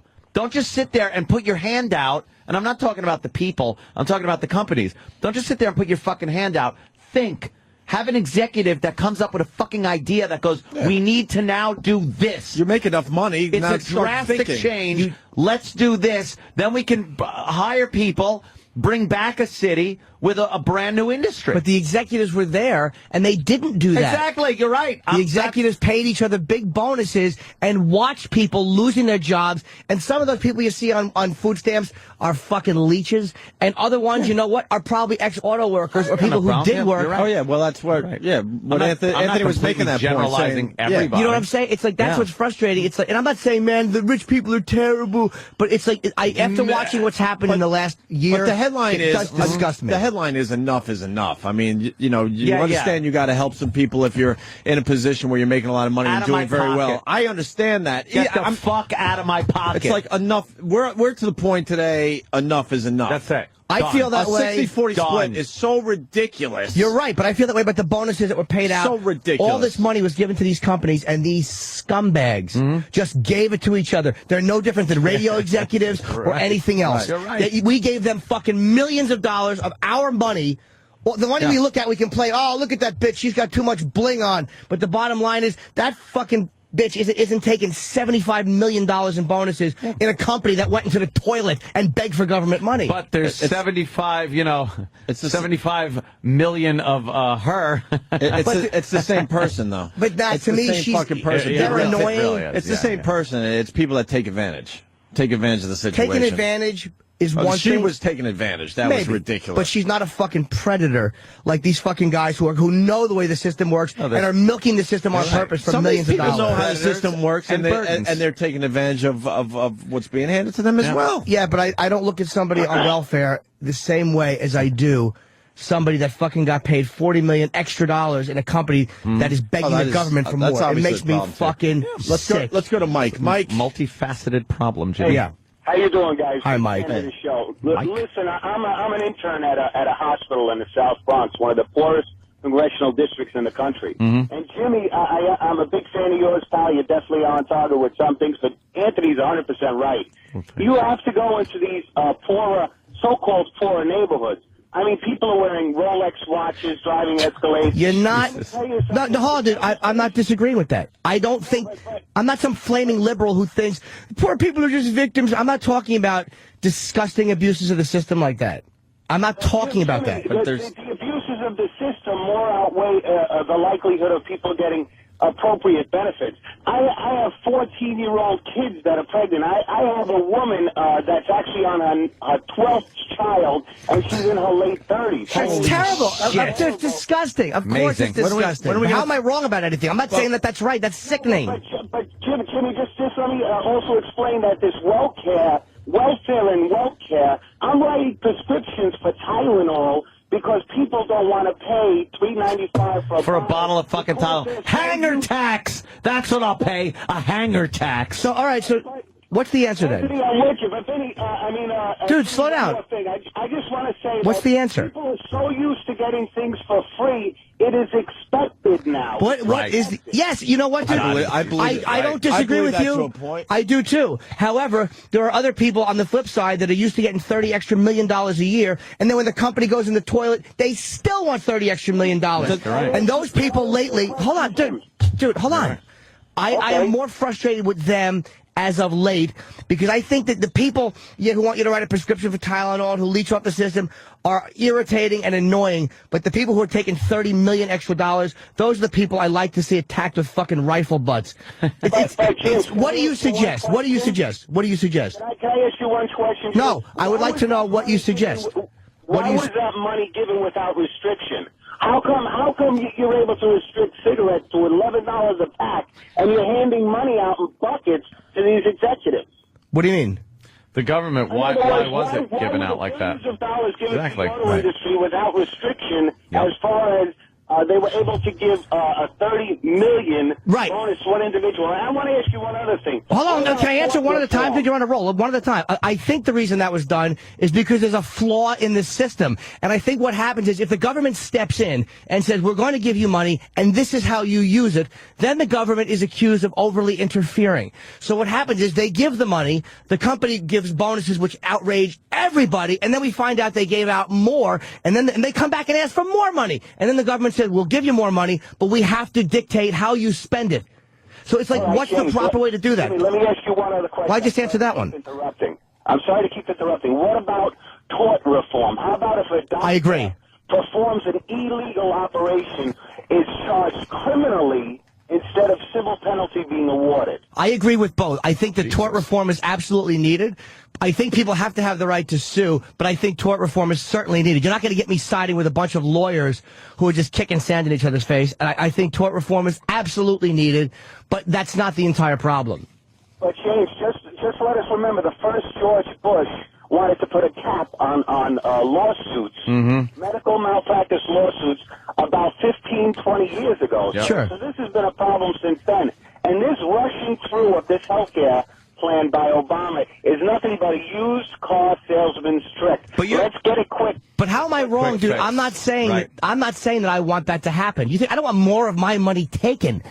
I don't want more of my money taken. Dude, we're not on opposite ends of the spectrum here. We're talking about the same thing. Jimmy's talking about one problem. We're talking about another, but it's all part of the same giant fucking sucking vacuum of money problem that we have in this country. If they take 40% of my money, whatever they take, 30%, 60. I would rather, I don't think I pay 60, but whatever they take, if I could choose, I would rather see, if they're going to take it, I would rather see people at least be able to go to the doctor than have it fucking go into a government that is giving it to a company that's just going to vote executives or just going to forgive foreign debt. Let me tell you something. Jimmy, just let me tell you something. People can go to a doctor now. Yep. The emergency room will not turn you away. Now, let me just also emphasize that ambulances, they're called buses in the business, are used as taxi services. No shit. Me as an individual, if I would need an ambulance, I would have to pay about $700 out of pocket. Dude, okay, fair enough. I'm not talking about abuses in the system. Then you have to punish abuses in the system. But because there's abuses in the system, it doesn't mean that most people who probably wouldn't abuse the system shouldn't be taken care of. It's like saying there's abuses in the legal system, so you can't have jails. It's like just because there's abuse. What? Can I ask you one more question? Yes, I keep answering every question you ask. Okay. I just want to ask you one question. Do you think that we immediately need this healthcare reform, or that if we fix some of the things that are wrong with the current healthcare situation, we'll be okay? I don't know. I don't think we need the reform that Obama's put. Believe me, I don't think a tax and spend liberal Democrat is the answer for our healthcare problems. Very good. But I also think that the healthcare system has been the way it is for so long, and you know what? There's more people that I'm comfortable with not being covered. I'm sorry. It annoys me when I see so much money wasted. Dude, you can't ask me a question and then keep jumping in. You can't ask me a question. I'm answering your question, sir. I'm sorry. That's okay. I'm going to listen to you. That's all right, Mike. I think that there's more people. I think there's more people. More people that I'm comfortable with not being covered. All right. We're on the same page, my friend, and I tell you what. Then how'd you say I was 100% wrong? You said I was 100% wrong. If we stop the frivolous lawsuits, healthcare part of it, yes, come down. I agree with it. Part of it is frivolous lawsuits jack up the insurance rates, and greed motivate frivolous law. I understand that it's kind of a circular problem, but it's not just tort reform. I wanted to address something with James, where you're talking about, you want to see people be able to get health care, and if there's preventative medicine, yes. If there's a family that you want the kids to be able to go to a pediatrician, things like that. That is the healthcare system we have now. Like, that's your idea of what it's like. The one he wants to put forth isn't going to be that easy for people to just go. There's going to be an overwhelming amount of people. The waiting list is going to be ridiculous. It's not going to be like it is now, where, all right, we pay this money, but at least little Johnny's going to go in the waiting room, and the doctor's it's going to be like a little fucking Norman Rockwell picture. It's going to be this fucking a whole different animal. The way medicine works, the way people are taken care of, it's gonna be completely different. So it's not that easy of a fix of just, let's reform a few things and everyone will have the health care that you are afforded and I am and a lot of other people in this country for a grave fucking price.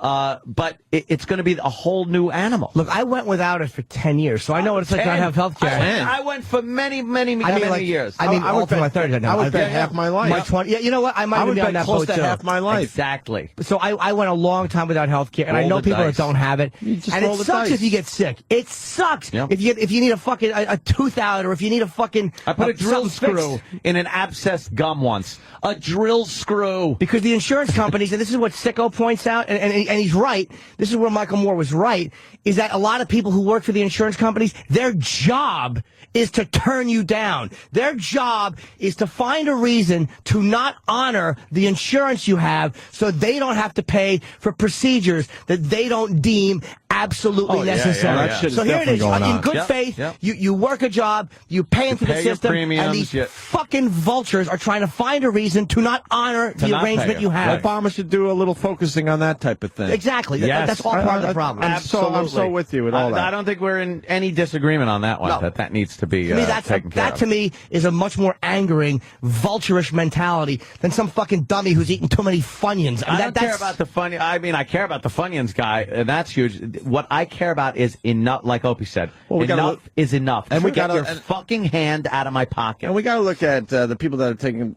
advantage of the system, all the way up to the executives taking advantage. Oh, you got to just run They're the gamut. all equally as bad. I if you said ask it me. earlier, And I they're know, the same Jimmy, person. You don't like the big executive and stuff, but you're talking a lot fewer of them than there are people taking advantage of the system on a smaller level.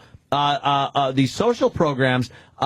So it really does equal out in scumbaggery. Yeah, I don't think it does. Even though I don't think the motives are, and I'm not saying I don't just hate executives. Again, executives a lot of times are the brilliant people that make the companies run. Without executives, you don't have companies. You know what I mean? It's not some radical, if you make more than $5 million a year, you're a crew. It's not that. It's just, but when I see what's been going on in the last year, it's despicable. Most executives are way overpaid. A lot of them are, yeah. But you It's do. unbelievable, Let me tell you actually. something. Also, on the news, you will see that a fuckload more than you'll see abuses of the system by people on welfare. You will see, Bernie Madoff, that motherfucker should have his head chopped off. But they will show Bernie on the news every fucking day. Meanwhile, go down. Let's see some abuses taking place. Fair enough, but let's see that whole supermarket full of people spending their money, some wisely, some poorly, food stamps. Yeah. That in their lifetime, that entire supermarket full of people will never do a tenth of the damage that one piece of shit did. They will never do the damage he did. yeah. And they will never cause the economic domino problem that he caused. And where is he? In a medium security jail. But you know something? He's a criminal. They're not. They're just people wasting fucking money, having too many kids, living beyond their means, and that's not a crime. But if one of them steals to get some money, they're going to fucking jail. That fucking piece of shit is in a fairly, for jail, comfortable medium security jail. He's not doing hard time. Well, I think he should be in That's fucking... all part of the same. Fuck you up the ass. Of course prison. he should be. Federal fuck you All up the ass prison. Well, we could continue, but we should take a break. Yeah, phones are just ridiculous. I mean, look at this feedback. We're never going to get to all I'm this. hungry. Me So too, for am I. love. Let's talk about tits next. All right. And I'll buy tits and the cost of tits in America. Coming up next on the Opie and Anthony Show. When we come back, I have a gig to plug. I'm not going to do it now. I'm teasing it. All right. Jimmy. I'm teasing it. Love seeing Jimmy Norton. I hope it's close, but I bet it's not. We also have this guy, Dr. Carroll. He was on the Colbert Report last night. Colbert. And he wants to kind of debate you on the healthcare thing. Which is kind of strange because we kind of did it for 2 hours, but you got a guy that's really going to, be on the other side of this whole thing. I want to hear his point. And then we also have Andy Levy from Red Eye coming in. Very funny guy. And Kristen Davis. The madam. The madam. I She's find gonna them come both in. more interesting, by the way, than this doctor. Yeah, we'll see what Dr. Carroll has to say. Carroll, I've never heard that name on a man before, but I'm sure it's all right. And don't call me Carroll. I think that's it for now. Quick break. All righty. Yeah, right. Opie and Anthony.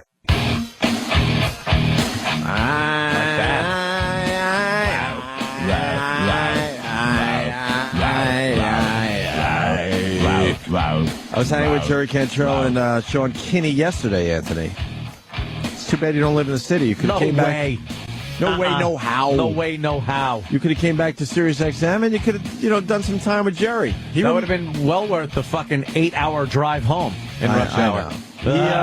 I brought up the fact that we used to hang with him in the AF days mostly. I don't think we might have interviewed him once. Denied. Oh.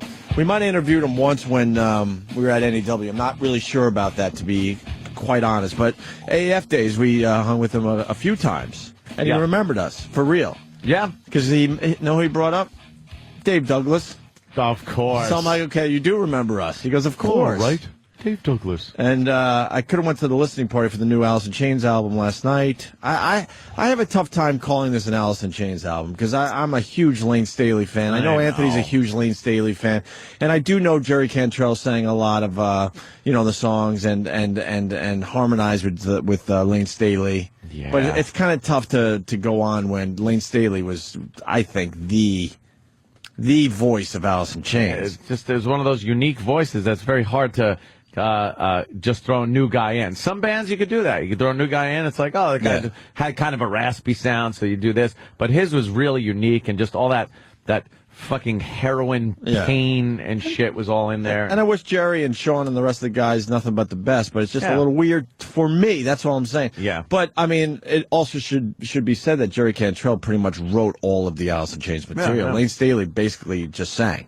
Basically. But you know something? He would put a little input here and there in the creative process, but he was basically the lead singer. I think you could look, though, and see where his inspiration for some of those songs came from. Oh, that's true, too. Look at Watching Lane. That's true. You know? And the thing I learned about the new album, this William lead singer is William, anybody, William something... William. He sang with Jerry on his solo projects. Oh, he did? And as far as this album goes, they're co-lead vocals, Jerry Cantrell and this guy. So this guy isn't the official lead singer of Alice in Chains. There are a few songs that Alice in Chains did that they kind of traded on and off vocals, which, they did very well. Right. Yeah. But for the most part, Jerry Cantrell did a lot of the backup vocals, which were really cool. Because that's what I like about Alice in Chains. I think, was it the most or second most? The music is just fucking great. Oh, some of those driving riffs, music. And some of those riffs are ridiculous. But that harmony that they put together, the weirdest kind of dark sounding harmonies that were really good. That's why I dig it so much. Yeah, they made it like a love song out of someone nodding out on heroin, basically. How do you do that? William Duvall, thank you. It was right on the tip of my tongue. And I know a lot of Alice in Chains fans. No, not that. I think they made an educated decision here, though, because they started going out on the road with William, and they were well received. People were like, right on, you kind of sound like Lane, and this is kind of cool. Yeah. And they took their time because Lane died, at this point, 6 years ago? Something like that. Actually, probably more. Probably 7 years ago. So every time you think it's 6, it's probably 10. And they probably, not probably, I think this is the first Alice in Chains album in 14 years. So they really did take their time, and they have decided let's give this a shot. Mm-hmm. So I wish them nothing but the best. It's still a little weird for me. 7 years. But the stuff I've heard from Alice in Chains is not the new Alice in Chains album. Not bad. Yeah. Not bad. But the point is, did some time with Jerry and Sean, and they're going to be coming in studio, and they said they would play. We'll see. We'll see. That would be cool. I think they might have been, being nice at that point. But I said, look, you have nothing to lose. You come in and play some songs, man. We got a huge audience. Rock. And I go, me and Ann are huge fans. I represent you. I go, Ann is also a huge fan of the band. And, so shooting. That's all right. It's like a retard looking at a pinwheel when they put guns on the screen to me. I know, you just went, guns. And yesterday, Jim Brewer did an interview, and I taped it, and I threw it up on my YouTube channel if you want to take a peek. It's hard to hear Jerry because he's very soft-spoken, talking about Lane Staley, so people are bitching that he can barely hear him. Turn up your fucking... Listen. When I uploaded the video last night, I heard him just fine. I might have had to crank up my audio a little louder than usual, but you could hear it. Turn up the volume. Right. It's Opie Radio on YouTube or Opie Radio on Twitter. But one of the really funny things I saw on Twitter yesterday, the highlight of my Twitter day, because you have your Twitter highlights. Absolutely. There you go. All right, this is what I really dug about. Hold on, because I know we're going to move on. Ralph is saying that Lane wrote a lot of their songs. Is that true? I don't know. I just like them. I don't care. I heard it was mostly Jerry Cantrell. From all the drug references, I would assume Lane wrote them, but, you could have had Jerry Cantrell watching Lane and just going, Jesus Christ, there's an inspiring guy to write a song about. If you could research that a little bit, because I want to stand by the fact that I think Jerry wrote just, most of the stuff, certainly. But go ahead. Yes, an inspiring Twitter of the day. The funny Twitter of the day was had to be given to James Norton. James P? James P. Norton. Yeah? Taking the picture of Club Soda Kenny rubbing his cock on the mic stand. It's the comments were the funniest thing because no one really commented on the fact that he was dicking the mic stand. They only made fun of his suit, his ill-fitting suit. One guy said his suit looks like he got it from the set of Barney Miller. Did he get it from a coffin? It was just this horrible suit. Kenny's suits have dirt on the back of them. Ill-fitting suit. The comments were really fucking funny, man. I'm a huge fan of the comments of all the pictures I post and videos I post. There's some funny fuckers that listen to the show. They're brutal. It's just... Actually, when I post a picture, I get very excited about what they're going to say. Yeah. As long as they, you get one or two. At this point, I don't have time for haters. I just don't. If you're throwing someone on the bus and you mean well, I don't care. There's a very obvious difference. But, I just don't have time for the haters anymore. You're always going to get I understand. one or two. I understand, but... I'm psyched that most of the people that follow my shit are just they're keeping it cool. So I just want to say I appreciate that. Speaking of Jimmy, remember his fishing rant? No, I don't. I sure remember. I think Coke Logic should be animating the fuck out of that one too. Oh, Lane co-wrote lyrics, only credited on 3 songs from music. All right, that's where I was at. I assumed only Lane credit for 3 songs. Oh, okay. For music. I assumed Lane wrote the lyrics, but co-wrote lyrics. That's a little Jerry fishy. Cantrell kind of wrote the music. I bet you Jerry wrote most of the songs and kind of Yeah. Come on.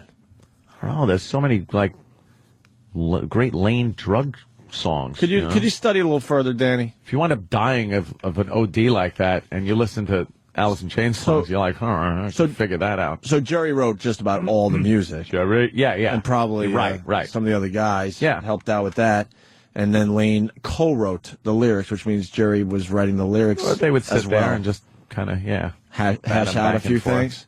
Okay, one comes up with the chorus, one comes up with the verse, things like that. Now someone's writing Snore. Oh well. Oh yeah. Oh, well. How can they... Sorry, how can people be asleep? I never understood. How can they be asleep and actually snore and type it in? Right. I don't understand that. Some people just put Z's. They go, Z. Right. Like they're sleeping. Sorry, I wanted to... Sawwood. Sorry, I wanted to share my afternoon with you. I apologize. Our Lady Peace was here, too, yesterday. I remember them from the AAF days. Do you remember when they played in a closet for us, for real? Yes, I remember that one. Do you remember for real? A closet. Think. We never got respect in this business. I dream. We're running out of time, but I'm thinking we are, though. We've been at this a long time, and my dream is that someday we get real respect in this business. I'm still holding out. Smart. I'm still holding out for that. But it was at AF. We were doing afternoons. We had to go to the venue for a Van Halen show. We were interviewing Van Halen the second time, not the one at the Worcester Centrum. Right. Where Eddie walked by and we saw him for the first time. We kind of freaked out. We were starstruck. Let's be honest. Yes. Van Halen. This was with Sammy Hagar and all. And Our Lady Peace warmed up and they wanted to play for us. But our broadcast center was literally a oversized closet. That's what they were willing to give us that day. I can't believe you don't remember this. I don't We remember were making all sorts of jokes. There was a mop in the corner as we're trying to broadcast. Sure wasn't me. Fucking hair. He said mop, not mope. No, I'm the mope, remember? And they played acoustically in a closet. And then they were really bummed out at their performance. We were like, wow, that was really good. And I forgot the lead singer's name. He's like, it's early or whatever he said.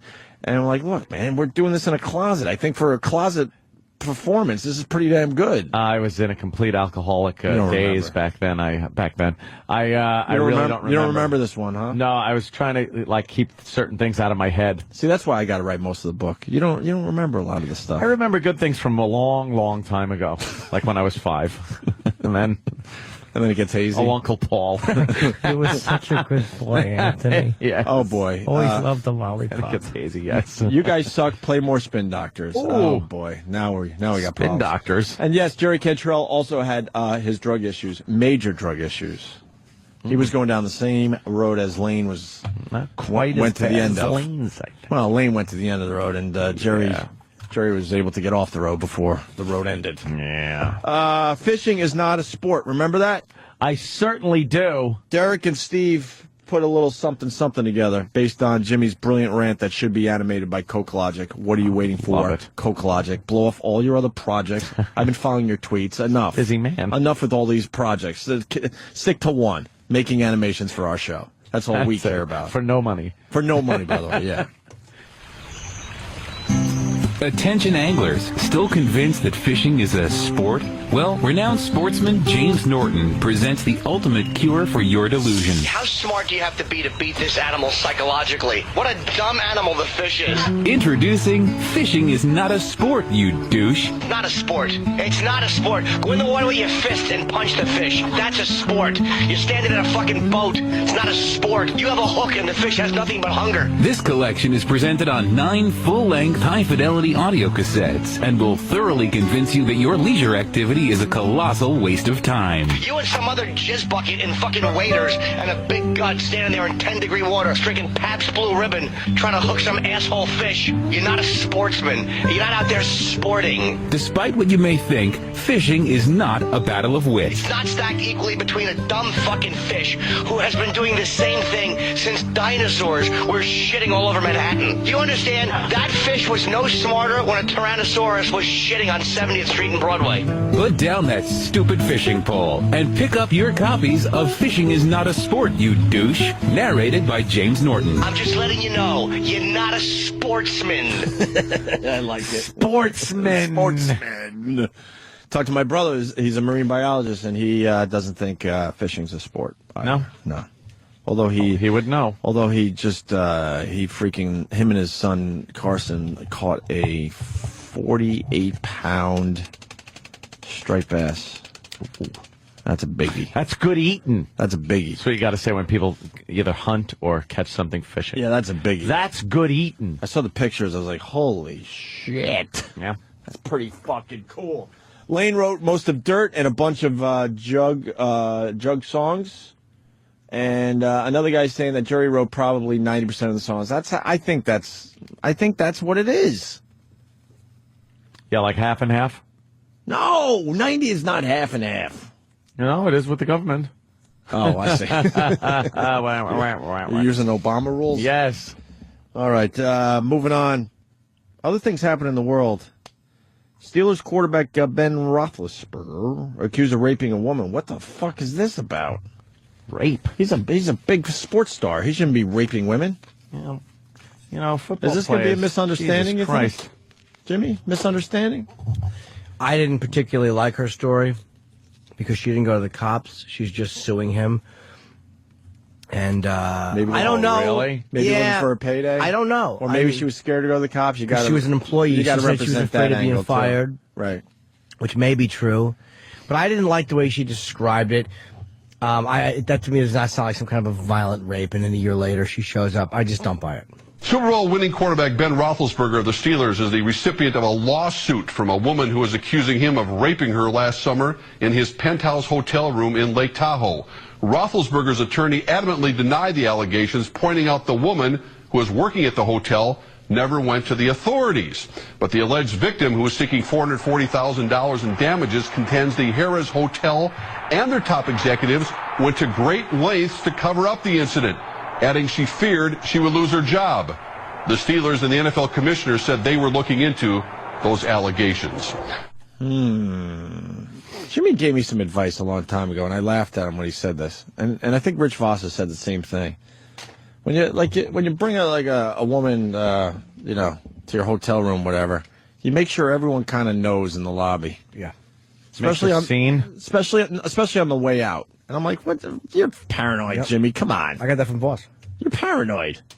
Kind of makes sense, right? Yeah. Just like when the elevator door opens, yell, "Hope you enjoyed your fucking."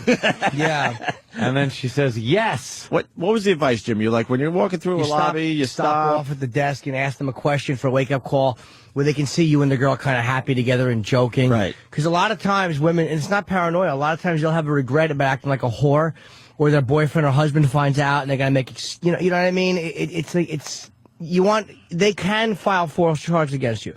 I've never had it happen, but it's very scary. Yes. And I'm not saying that's the case here. I don't know I don't know this woman's Personally, story. I don't buy her story just because of the way I read the description. But I'm a firm believer. If you want to sue a guy like that, then you should go to the police. And after a criminal conviction, then you go for a suit because the law has said that he did it. Right. But, just to sue the guy, I question that. Moving backwards, someone said, "Holy shit, Steve C did a bit. Give him a Monday off." I didn't like the way the audio was like on the phone in that one. But then again, I hate the sound of my own voice. I love it. And we discussed this morning that Steve is a complete psychopath because he went about his job yesterday and today like nothing happened yesterday. Was there any discussions after the big Steve blowout yesterday, Danny? None that I had. Huh? None that I was involved in. No anyway. Fallout? No residual radiation? We had our not meeting. even a clue that this went on yesterday. No. Unbelievable. It's like it's the strangest business ever. Really is. You would think there'd be some sitting down and talking after what went on the air yesterday. No. What you heard on the air yesterday, some people tuned out. Whatever. You're going to do what you're going to do. Most people thought it was pretty cool. A look at the inside. You would think some talking would have happened after that. No. What you heard was it. That's it. There's no update to that. Wow. Just happened, and that was it. Now it's back to business as usual. So the Sopranos episode. Yeah, exactly. No tying up those loose ends. No. That's it. Yeah. And where are we at with the ESPN girl? It's on the front page again today. She very angry. Well, no shit. Lawyers are like out for blood. Hot. How many Video. people got that virus trying to find that video, by the way? Yeah, someone put a virus on the links. Now, a lot of links. Who put the virus in? I don't know. They don't know, but they're assuming it's somebody that in her is camp, friends with her, and said, "Look, I'll help this situation a little bit." Yeah, and then you get a thumbnail that says, "Here it is. Here's the video." You click on it and you get a virus. Boom, a virus, and that stops people from searching it because I mean the one thing we're all scared of these days is computer viruses. It's the AIDS. The AIDS for the computer. Yeah, no one wants that shit. Let me say hi to Brian in Massachusetts. Brian. Hey, I just wanted to touch base a little Jimmy there and make a note that he's never experienced that with a woman because he pays for a level of professionalism. Never experienced what? The rape allegations. Jimmy asks for a receipt when he's done. So no, I picked off plenty of them in my day, and I'm always careful at the end. I never want someone to feel like a whore walking out. I really don't. I don't want someone to feel bad walking out. Just flick the money at him, rolled up. Here! Oh, yeah. Whore. I'll actually make this little triangular football, and I'll snap it at her face, and I'll say, catch it with your teeth, sex pig. Like you did my dick. I'm nice to girls. I'm just a pervert. All right, sir. Thank you. We got a cop that's in trouble. What happened? What did he do? Well, he makes news for allegedly stealing donuts from a Dunkin' Donuts. Why? Is this really happening? That must just anger other police officers. They're like, why are you doing this? It's a horrible stereotype that we need to stop. That they like donuts. Yeah, it's horrible. Why do we continue? I know a lot of cops. I don't think I've ever seen one shoving donuts in their face. I know a lot of... E-Rock should be a cop, though. Yes, he should be. Dude, that video I posted yesterday was pretty fucking funny, Him man. just walking... Yeah, we beat him up for eating too much, and then we go to break, and he walks in with a mouthful of food. I'm like, why would you do that to yourself? Yeah. And his answer was, because I don't give a shit. Yeah. People kind of liked him for that. I think people are starting to They're like, turn around as far as E-Rock goes. NYPD, I know a lot of those guys, and they like their Starbucks. Yeah. I don't know if they like their donuts. Donuts. The accusation prompted residents in the Rockaways to snicker. Sources say 38-year-old Sergeant Eric Turetsky made a habit of swaggering into this Beach 129th Street Dunkin' Donuts, then helping himself to pastries and coffee. Pix News found the alleged donut thief on desk duty inside the 100th precinct, but he politely declined to comment. I think it's pretty ridiculous that a cop would just take advantage and steal $2 donuts because he has a uniform on. Sources say Sergeant Turetsky often left small tips for the Dunkin' Donuts manager, though the cash was never enough to cover the bill. It's against departmental guidelines for officers to accept free food or gifts from stores and residents. More than 10 years ago, Turetsky made headlines during the Abner-Louima police torture case.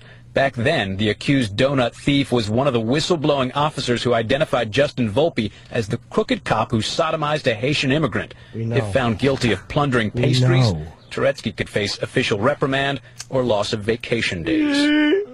I'm weak. I was weak. I like donuts. I'm sorry. Show me how you eat a donut. Show me with your mouth. Show me how you eat a cruller. I'm sorry.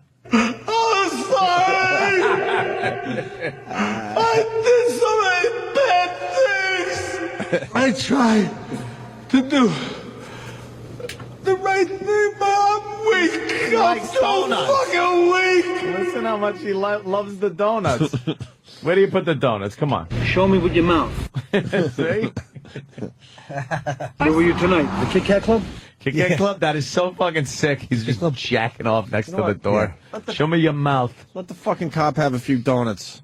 Doing it. In my neighborhood, I see it works both ways. I see cops, they're on line behind me or in front of me, whatever, and it's a dumb little store. It's either a little ice cream or a little donut, a little cup of coffee, one of those situations, right? And you see some of the stores doing the right thing and going, hey, that's on us. And then letting the cop have his free cup of coffee. Yeah. And then I see other scumbag owners in my neighborhood. They're charging the cop $2 for a lousy little something. As this guy is in his neighborhood, protecting his store. Got to give it to him on the arm. You have to. They don't make enough. Yeah. I mean, if it's an over-the-top steak dinner, then I can understand that it might be hurting business. But yeah, I don't think you're supposed to. I think it's one of those things they're not supposed to really accept. Well, that's why we're not, Yeah. I'm not naming names or anything, but the store owner should do the right thing and let them have it. Yeah.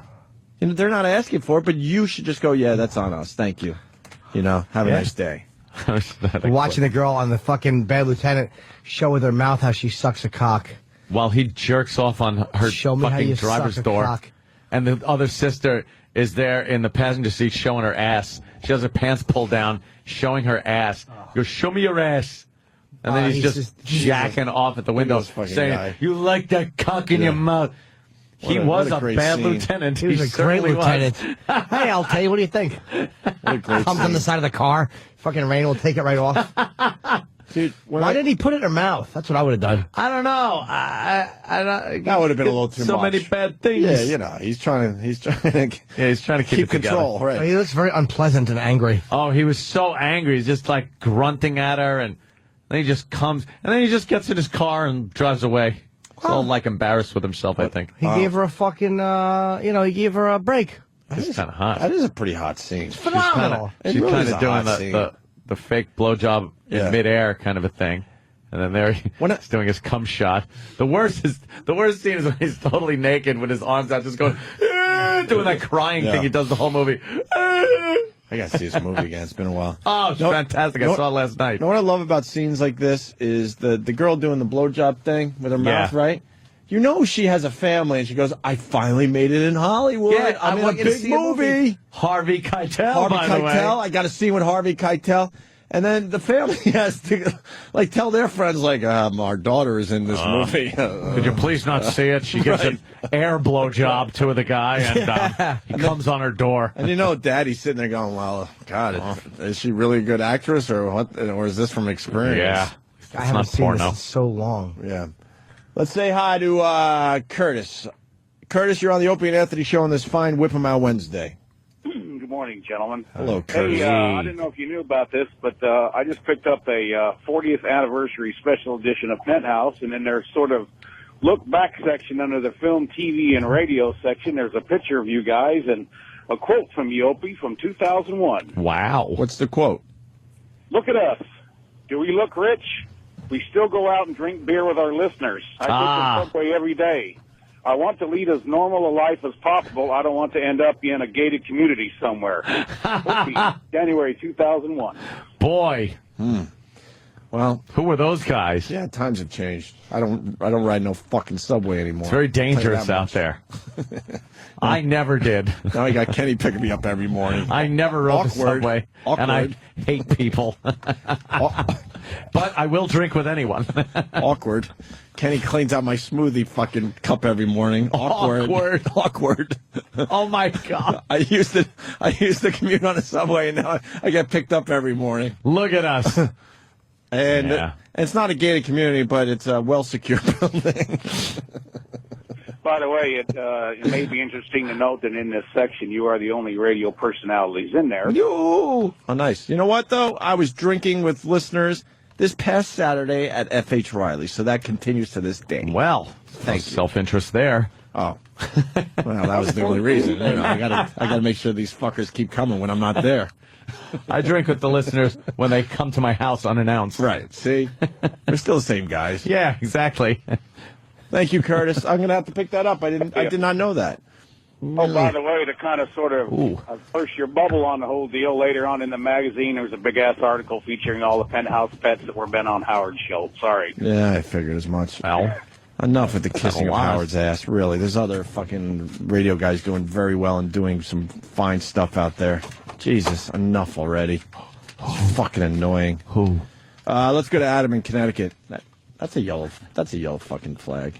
Hey, buddy. That's no red flag right there. I said who? Oh. I'm saying there's plenty of other radio shows like, okay, Jesus Christ, name one. That was everyone sucks ass. I was talking about us. Oh, okay. I didn't want to. Well, that's good. Blatantly obvious. Yeah. I thought you meant what was his name? Todd and fucking. No. So is it Todd? No, the guys that got fired for the wetback statement. No, no, you know what? Us doing a good show. Yes. Let's make our short list. Ron and Fez doing a very good show. Yes. Brother Weeze always doing a very good show when he stays away from politics. More and more liberal every day, that Brother Weeze. Oh, Love my him, though. God. Love him. Yes. This is it? Oh, is that it? What the fuck? Where's this picture from? Oh, my God. Holy shit. I'm trying to think of... Dude, what's wrong with you? Definitely look like... show who is it? Wow. I'm trying to think of an actor. The guy from you look like that guy from fucking Hill Street Blues. the crazy cop. What was his name? Bruce something? What the fuck, Ant? Yeah. I mean, I look like shit too, but why There's something your going on eyes there. are like... They're half shut. I was probably drunk. You're like, it looks like you're on heroin. You have hair like old Bruce Springsteen.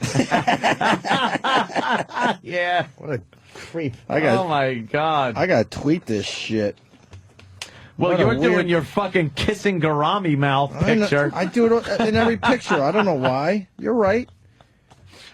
Dude, I'm It's like a fish they just brought into the boat. all right. I'm saying that I look bad too. Wow. Yeah. No. I remember these days. Wow. This was bad. I was absolutely hammered there. I could tell just by looking at me. How are you hammered? Because it was afternoon drive, so we probably took it like during the show at some point. I don't even remember. I honestly I don't remember taking this picture ever. Okay, yeah, I look like a drunk Eric Bogosian. Oof. I want to lead as normal life as possible. Oops. All right. Oopsie. That's a good one. Nah, I still do my best. Whatever. All right. Moving Fans on. have stopped us from being able to do that. No, teasing, of course. And then what's the other section? Why is this? Whatever. How come he said we're the only radio guys in there, and Rush Limbaugh's right next to us, Bill O'Reilly's over us? Fucking. Yeah, I don't know. And why are we in black and white and everyone else is in color, by the way? They probably looked at the color picture and went, wow, we're going to put these guys in black and white. Jesus Christ. Yeah, you know what? Look awful enough. Black and white pictures are way better. Should have done a sepia tone. Let's say hi to Adam in Connecticut. Oh, by the way, my list would have continued, but I just got bored. Yeah. Because now people are going, why didn't you mention this or this? Whatever. No one needs to hear our short list of fucking radio guys that do a good show. Adam, what do you got? Yeah, when you're talking about what the girl, how the girl's parents felt when they went to the movie and saw her. Yeah. It'd be like the same thing in Lethal Weapon when Danny Glover told everybody to watch his daughter in a commercial, and she did a commercial for condoms. All right, yeah, there you go. Yeah, that's it. You got to think that is really happening in real life. The condom commercial. And you're putting your parents in an awkward position. Like, God damn, I thought you were going to be like a Meryl Streep. You're showing how you blow guys. Yeah. Next day at work, you got a condom tree on your desk. I thought that chick was hot, that Lethal Weapon daughter there. Everybody's always accusing me of being racist and that I would never find a black woman attractive. I'm accused of that all the time, but she was very attractive. Yeah, absolutely. She was just white enough, man. Because she had white features, and I'm teasing. Come on now. Let me say hi to Sean in Albany. Sean. Hey, Opie. Hey. Hey, I've never had a problem with anything y'all have done before. Yeah. But that Bobo talking to himself video made it way too real. When he really? Talking about his dad's grave and everything, I started fucking bawling. Which one was that? It's one of my videos. Oh, the behind-the-scenes thing? I'm becoming a video fucking weirdo. I'm filming everything. And poor Bobo talks about his father? Well, it started out fun. It was stupid. It was like him talking to his picture from like a few years ago. And then the next thing you know, he's giving the old Bobo advice about his dead father and his grave and how sad you're going to be when you finally find the grave of your father. As he's talking about himself from the past.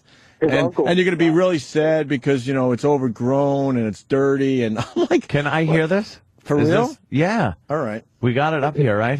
The studio here. Well, it's a long video, though. This is a picture of Bobo. All right, thanks, Sean. Just get a little bit of it. Camera. It's on my This YouTube is channel. Bobo staring at a picture of Bobo. I have to stare at this picture until I see Christina's face. Who told you to do that? Troy told me to. Troy told you have to stare at a picture of you. It's like abuse. Until you see your new girlfriend Christina's face. Otherwise, I'll never see her face again, so I have to sit in front of a picture of myself. I think this picture was taken in May. I know it was right before the animation festival. You just found out that your mom got you tickets to the animation festival, and you're going to see Opie and Anthony on stage for the first time ever. And she said it's going to make up for you not having tickets to the Virus show in 2007.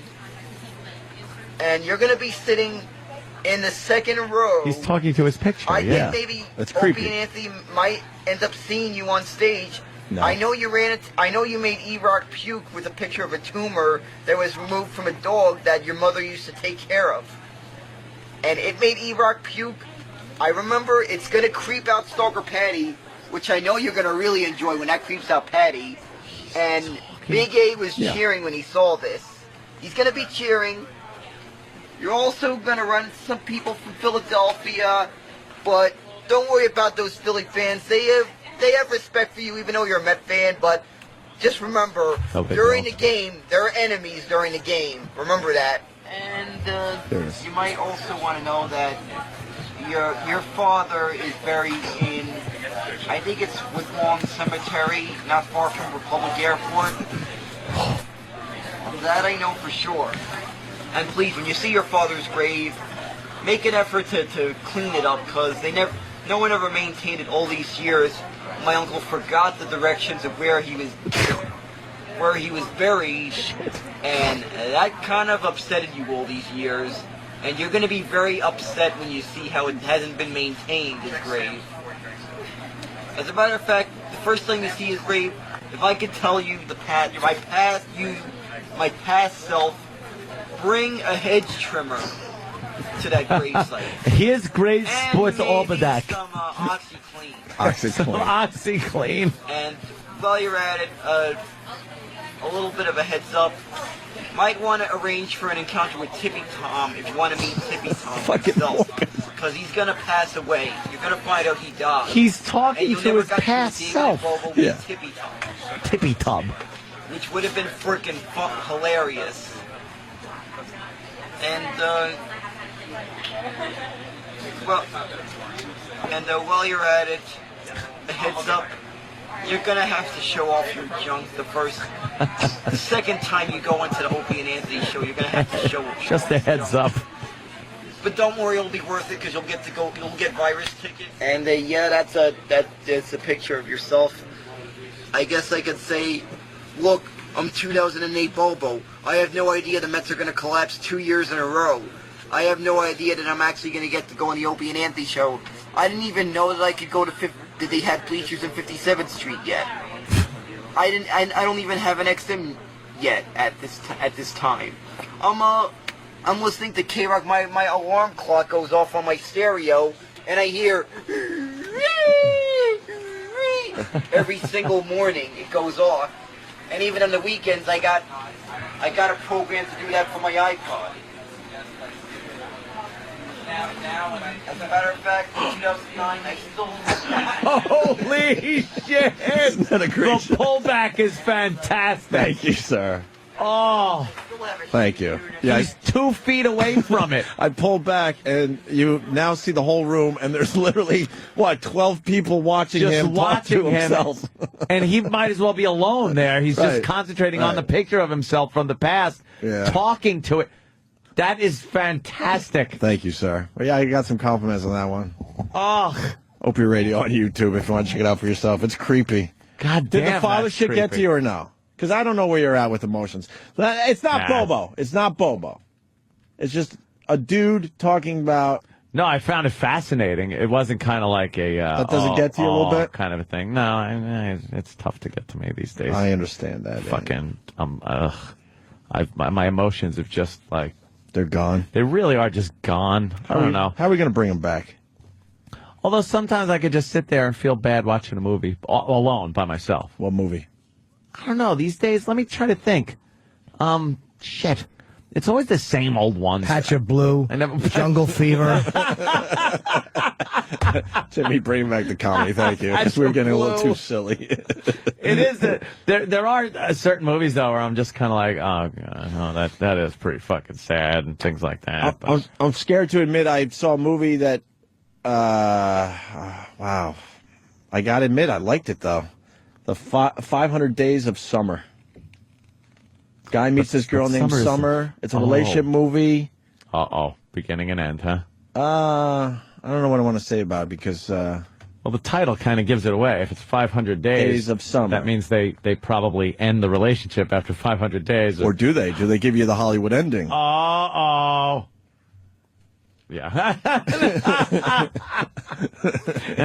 right. We're giving each I other... won't see it. No, you probably wouldn't. I'm surprised I liked it. You know, it wasn't the same old Hollywood shit. It was kind of formula indie film. Yeah. A formula indie film, but... There's a movie out. Oh, let's see. Look at the cover, though. Again, the guy and the girl. Anytime there's the guy and the girl on the cover... I understand touching that. like that. That's why I'm like... Full shot cover. I get like, ugh. That's why I was like, oh, man. And you know what? My girl was cool because she goes, I want to see this movie. And I looked. I'm like, look, come on. And she goes, I think you're going to like it, though. So I read up on it. I'm like, all right. You know what I mean? Yeah. Because, I mean, my girl's cool enough where I don't get dragged to movies like I probably did in the past because I didn't speak up. And it's the kid from Third Rock from the Sun. The little kid. That was him? Now grown up, yeah. We had him on the show once. And it's wasn't very good. And it's the chick from Elf that sang that fucking solid song. The Will Ferrell movie. Yeah, I only saw that once. Where she belted out that tune. I was like... She was great in it, by the way. Great. Zooey Deschanel. Yeah. Did you see this movie, Travis? No, I just know her. She's also in a band called She and Him. Out of everyone that works here, I think you're the only other person that would see this movie. For real. Yeah, I saw a commercial for it. It doesn't look like terrible. Yeah. She was good, though. Basically, whatever. What's that movie about? Something, not Area. Is it Area 90? District 9. District 9. I was just talking about that. It looks good, but sci-fi shit. Yeah, it's like sci-fi aliens and shit. Yeah? It looks cool, but I got to get out of the habit of like hyping myself up about. Is it Half-Life-ish? Because I think District 9. There was some kind of thing like in Half-Life, the game, where they did that. So I'm wondering if it's kind of a. It's like aliens came to the world like 30 years ago, and but they've been like segregated, so it's just like they're not allowed to mix with humans and humans keep to themselves and they're supposed to keep to themselves, and they have their own like alien reservation. Can't say the A word. That's just stupid, though. Trailer looks pretty cool. Though. Wait a minute. But if they were able to get here 30 years ago, how are we controlling them? Are they going to explain that? Maybe it's what we were talking about the other day. They have a horrible ship. It's built of wood. They just know how to travel to other planets and nothing else. Yeah. They have no common sense. They're retarded. Is our guest here? We should take another break. I haven't heard. We got Andy Levy coming in. We got healthcare guy. If he was listening to the show this morning, he might not come in. He might be scared to come in today. Oh, I'm sure, yeah. But he's pretty brave. He says he's wanted to debate you for a while. I want to hear He his says point. that he tries to call a show but could never get through because he's got to call on the regular line. And, I mean, you know, the phones are always lit. I just want to hear. Unless we're talking about a movie called 500 Days of Summer, and then the phones aren't lit so much. Not so much. Could go right back to healthcare and get these things lit. So much. All right, we'll do a quick break. I just got to plug this before. Oh, Jimmy. Ooh, yes. I forgot you were in studio. You've been so quiet. I'm What's just up? thinking about the taxes I got to pay that I can't afford. That was cool. This Thursday through Saturday, July 23rd through 25th, I'll be at the Punchline Comedy Club in Atlanta. The Thursday show is at 10 o'clock. There was a weird booking, so Thursday, Friday, Saturday, and Friday the 31st and August 1st, I'll be at the Manhattan Comedy Club in Middletown, New York, which is about 45 minutes from the city. It's my friend's club. 8 and 10:30 both nights. Dude, you're seething. Yeah. Why? What changed? Nothing. Just certain situations. You already know them. I already know them? All right. Yeah. The main one? Super Jackson. Yeah. Yep. You get new info on that? No. No. No, why would I? Just Yeah. like it's not happening. It's amazing. It's a game changer in the end. Trust me. It's a game fucking changer. If it's they, a game changer. Trust me. Thank God for other things. Holy shit. Always. We explain everything in the end, so we got to sit on this one for a while. Trust me. All right, while we continue, we'll get a guest in here next. Somebody's got to be wandering around. Either Andy Levy or... Andy just got here. Okay, cool. Does he make you smile, Jimmy? I like Andy a lot. Yeah, Yes. he does. I like him on that red eye. Yeah, he's very funny. I think they should use him a little more. Well, yeah, he's opening the show, doing like a pregame. He's kind of they keep changing formats, which I like it. It keeps it from getting stale. They kind of Andy's always at the end, and now he's at the beginning, and sometimes he's in the middle too. Like they always kind of break it up, which is great. He's very good. He keeps track of what people are saying and Yes. kind of goofs on it. Yeah, it's a great bit. Oh, I don't care for that at all. Anthony, It's very look, mean-spirited. The trailer looks really good, huh? Hey, it looks pretty fucking cool. District 9? District Nice. 9. When is this coming out? I do believe August, I want to say 14th, although I'm not sure. Is anyone in it of name? No, I don't think Hey, so. why isn't anyone seeing Bruno? I know it did very well the first week, because I know that's kind of a crazy statement. August 14th. But that movie is going away fast. Why? Has anyone seen it here? Probably because it's set up. maybe it sucks. The beauty of Ali G was that show was not set up. It was really in But front of a lot Borat of did people. great after the first weekend. This movie did real well and then is fading fast, right? Borat was very overrated. The scenes that were great were the ones where he was just with real people. Where it wasn't They were brilliant. fake or anything like that. I like Borat because I never saw Ali G. Watch the original. Now I've seen Ali G, but I saw Borat before I Like checked out that the ass in Ali the G face shit. scene. I never cared about that. I thought it was much funnier when he's holding a bag of shit in somebody's house. Like that type of stuff was fucking hilarious, man. Yeah. Bruno, why? I think people are probably more comfortable seeing, in general, seeing an over-the-top foreign guy than an over-the-top gay guy. I think it has a lot to do with it. Yeah, that's kind of true. I think thought so. Borat was a funny good character. Does anyone have a desire to see the movie, though? Not really. I've been at the movie theater a couple times last weekend, and it's right up there. Yeah. They have tickets available. I'm like, I don't have a desire. I like Borat, but like the commercials aren't selling me. Like maybe I could chalk it up to shitty trailer. Like it the scenes that they cut, it didn't make me want to go run out and see it like Borat did. Yeah. I liked it way better than I thought I would based on the trailer. Like, I saw it out of loyalty, pretty much. You liked it? I really liked it. By the way, District 9 does look very Half-Life-ish. Really? Like, yeah, it looks like the video game Half-Life. Half-Life was huge, and I think that it really did influence a lot of modern sci-fi. That horror. really. But that has the whole look like that really kind of. Maybe they just couldn't get looking. Maybe they just couldn't get the name industrialized. Maybe they couldn't get the rights to it because I heard it was supposed to be a movie at some point. Gordon Freeman and stuff, but Yeah, I'll have to see that. That looks pretty cool. It looks pretty cool. Yeah. Good fucking effects. I love when there's giant ships in the air. Even Independence Day was kind of best part of that movie, and it was a cornball fucking movie. But when you first see those ships, it's great. When they first bring them out of the smoke, like first it's just a bunch of smoke, and then the fire, and then the ship comes out. You're like, Jesus fucking Christ, that is a great. How are the special effects in that movie? Looking back, I mean, when we saw it in movie theaters, it was we all said it'll never get better than this. But now I wonder. Now that it's been a few years, 90. Fuck, it's got to be 90s. Yeah. 95 or 6. 95? No, it wasn't that late. Let me think. No, Clinton was president. 95? 90. I'm going 90. 98, 99. Hold on. 93. I'm going BAB days. I do it by my radio gigs. I'm doing 94. Say 98. 96. Damn it! 96. I was way off. I was already doing radio. What the fuck? We were in Boston? Yeah. No. I remember seeing it. Wait a minute. Maybe I came home for the weekend, because I remember, know where I saw the movie? Was the Comac, I was going to say Comac Motorin. See it on the fucking mirrored ceiling? In the jungle room? I went to that fucking Comac Cinema, which is just the scariest place on earth now. That used to be the place to go to see movies. Now, I haven't been there in probably 10 years. I've heard the stories. El Salvadorian gangs have taken over the place. No joke. It's scary. Yeah. It's close to that Brentwood.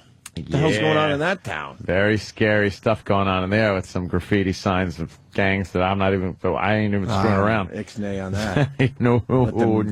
Let them write on whatever the fuck they want. Yes, I'll just stay away. Exactly. I'll take a picture and say, wow, that's beautiful artwork. Look. All right, why don't we take a break? Yeah, tinkle. Yeah, tinkle time. All righty.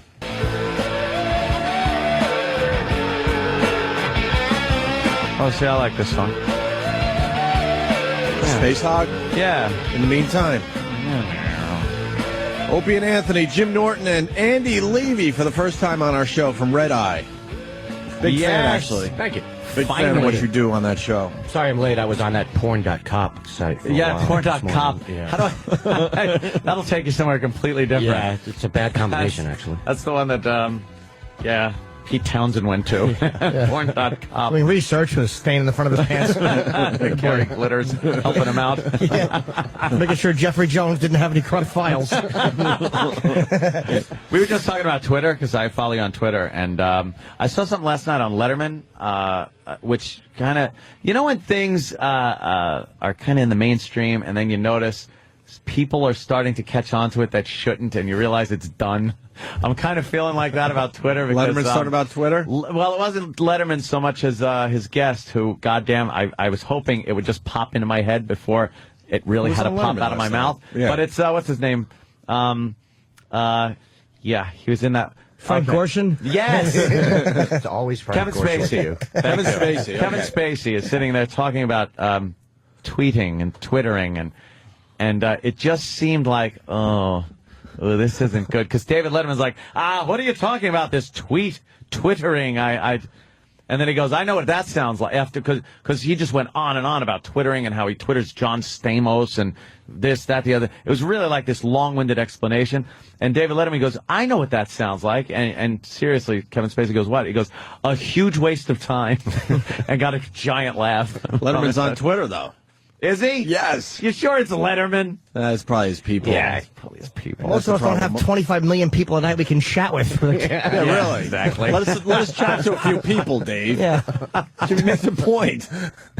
You're a smart guy twittering usually. Me? Yeah, you put up these links and stuff to very, very intelligent, very, you learn something from your tweets. Really? And then sometimes it's just, you're an ass.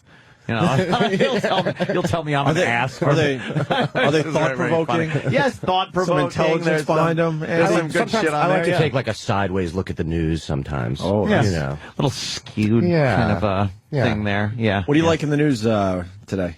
Anything? I saw that, was it Carroll and Maloney's in a little bit of trouble? Representative from upstate. Oh, for dropping the N-bomb in a quote? Yeah. It wasn't even her saying it. I know. She said it, but she was repeating. She was repeating someone else. Yeah. That's the double N word. It's the N once removed, we call it. In the politically correct circles. But I'm pretty sure she should go to jail for it. Yeah, of course. I agree. Of course. We have a black president, for God's sake. Send her away from Guantanamo. Let loose the terrorists and put anyone that uses the N-word there. We're talking about Bruno and why it's not doing... What do you think there's a trailer? Because there was mixed reviews and people it's not getting the same vibe that fucking Borat had. Yeah, I think I haven't seen it, but I saw, they do those cinema score numbers where people in the theater rate the movies from A to F, and it got a C, and that's incredibly low for any movie. So I gotta think just bad word of mouth is killing it, especially on the heels of Borat, which did very well. And then you get a C coming out of there. I don't know. They said, what does he suck in the movie? It was C. Oh no, he's gay. I love the get it part. Right? And a lot of people are complaining it wasn't gay enough. So I think they didn't gay enough. Yeah. That'll kill you in Middle America. They probably overthought him and made it too safe. So the word of mouth's like, don't bother. Probably. He seems to get a lot of press making his movies, more so than after the movie comes out, because there's always, oh boy, look, he's at it again. So those English papers like to follow people around like that. And I don't believe anything on the web that has that .uk. The second I see a story, I'm like, I'll go to Drudge, and I'll be like, holy shit, really? Like, that happened? They found some kind of a piece of a UFO? And I'll click, and it's like, oh, .uk, okay. Well, that's like, have you read Pravda?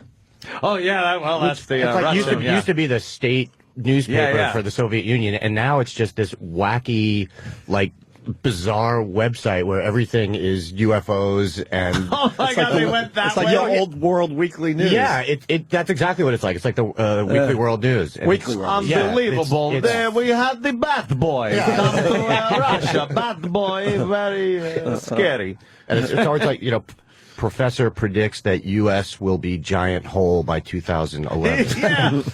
You gotta click the link, You're absolutely. Wow, click every time. But there's always it's always a professor saying something. Some kind of Russian professor. Used to be great back in Soviet Union. Now I pump gasoline, but I know still lot. Moving back to Twitter, Mike writes, that Twitter's time has come to an end when Larry King is twittering. Which he is. Twitter, is he? Yeah, he knows nothing of He promotes technology. his Twitter on his show every night. Does he even know what it is? Reach me on Twitter, yeah. I don't know. Who knows what he knows? I think it's next to my prostate. It hurts. You're not a fan of Larry King, are you? I was, back when the show was hosted by a live person. I thought it was actually not that bad. No, we actually now watch, because it's so ridiculous. It's one of our favorite bits we're doing lately, is bringing the Larry King audio. And we're just amazed at what he's doing with that dumb show. I don't think anyone from CNN is watching him to know, like, oh my God, he lost his mind years ago, and we have to remove him from the airwaves. He doesn't know what he's saying half the time. Yeah, he's basically animatronic now, I think. Yeah. I think he's just stuffed with little cogs and rods. Because talking to Joe Jackson, he was talking to him and asking him, how do you feel about your son's death? Well, what's he supposed to say? Even if he didn't care. Well, what he's supposed to say is, I have a new record label coming out. That's what he did. That was remarkable. I thought I was a plug whore. Jesus, I never did it on my son's casket. Probably signed the contract right on the casket. Wow. The best Larry King ever was asking the skateboarder how important the board is when you're skateboarding. He fell down off that's when we went, wait a minute, something's going on with Larry King. He had nothing. And then he tried to, I even saw the promo for Larry King talking to Joe Jackson, and they tried to hip him up by adding in the clip where he goes like, straighten me out. He's talking to Joe Jackson. I guess Joe said, I'm being straight. I'm being straight with you, or I'm straightening out everybody. And he goes, straighten me out. He's lucky he didn't get a fist to the face. Yeah. That's how Joe Jackson, like I did Michael, things out. He straighten you out. Right. Like the Colonel at the end of Boogie Nights. That's how you get straightened out. A big non-white penis right in his Larry King face. Straighten him right out. Stephen S. from Bayshore or Larry King. So, Joe, it's 1 down, 4 to go. Comment? And Stephen also writes, Larry King is lucky his heart is still twittering slightly in his chest. Oh, is that what it is? Yeah, Larry King twittering and stuff. Because then people, it's always the thing that is a fad, I guess, and the technos pick it up at first, and then it just becomes this thing where, grandma's twittering. We have a special thing that just twitters. I love how old people just need one thing, like that phone with the giant button for help. It's just like, and it's, I think Meredith Baxter Burney does the commercial, and you kind of forget she's an old lady now. And she's talking about, I don't need a phone where I need to call all kinds of people, but if I need help, it's just a giant red button that you push, and I guess a help button. I guess like, Undertaker's on the other end. Like if my ex-TV son's hat falls off again. Oh, God. Yeah, I got it. Big numbers. It's what you give children. Get It's it. like a tracking thing. My new favorite bit is Jim Norton. Get it? I like to make sure that people get my jokes. They're very highbrow. You did that on the show on Red Eye. I did. Get it? Just in case something. Just in case they didn't get my John and Kate plus 8 joke. I like to drive it home. Oh, Did you have I John and didn't see Kate it. plus I twittered. Twittered. I DVR'd. I didn't Twitter the show. I haven't seen it's it very yet hard either. to do. It's only 140 And it's characters. illegal. It's Fox content. I know. Uh-oh. Barely get through the opening with that 140 character thing. The thing I don't get Facebook at all. No. No. Yeah, I kind of bailed out of that quickly. Yeah. I was MySpace for a little while because it was kind of new. Why did you get the Facebook? It's just because anytime I go on there, I end up spending 3.5 hours blocking applications because I don't want to have water fights with people I don't know. Yeah, we've discussed I want to poke you. Yeah. I got poked. What does that mean?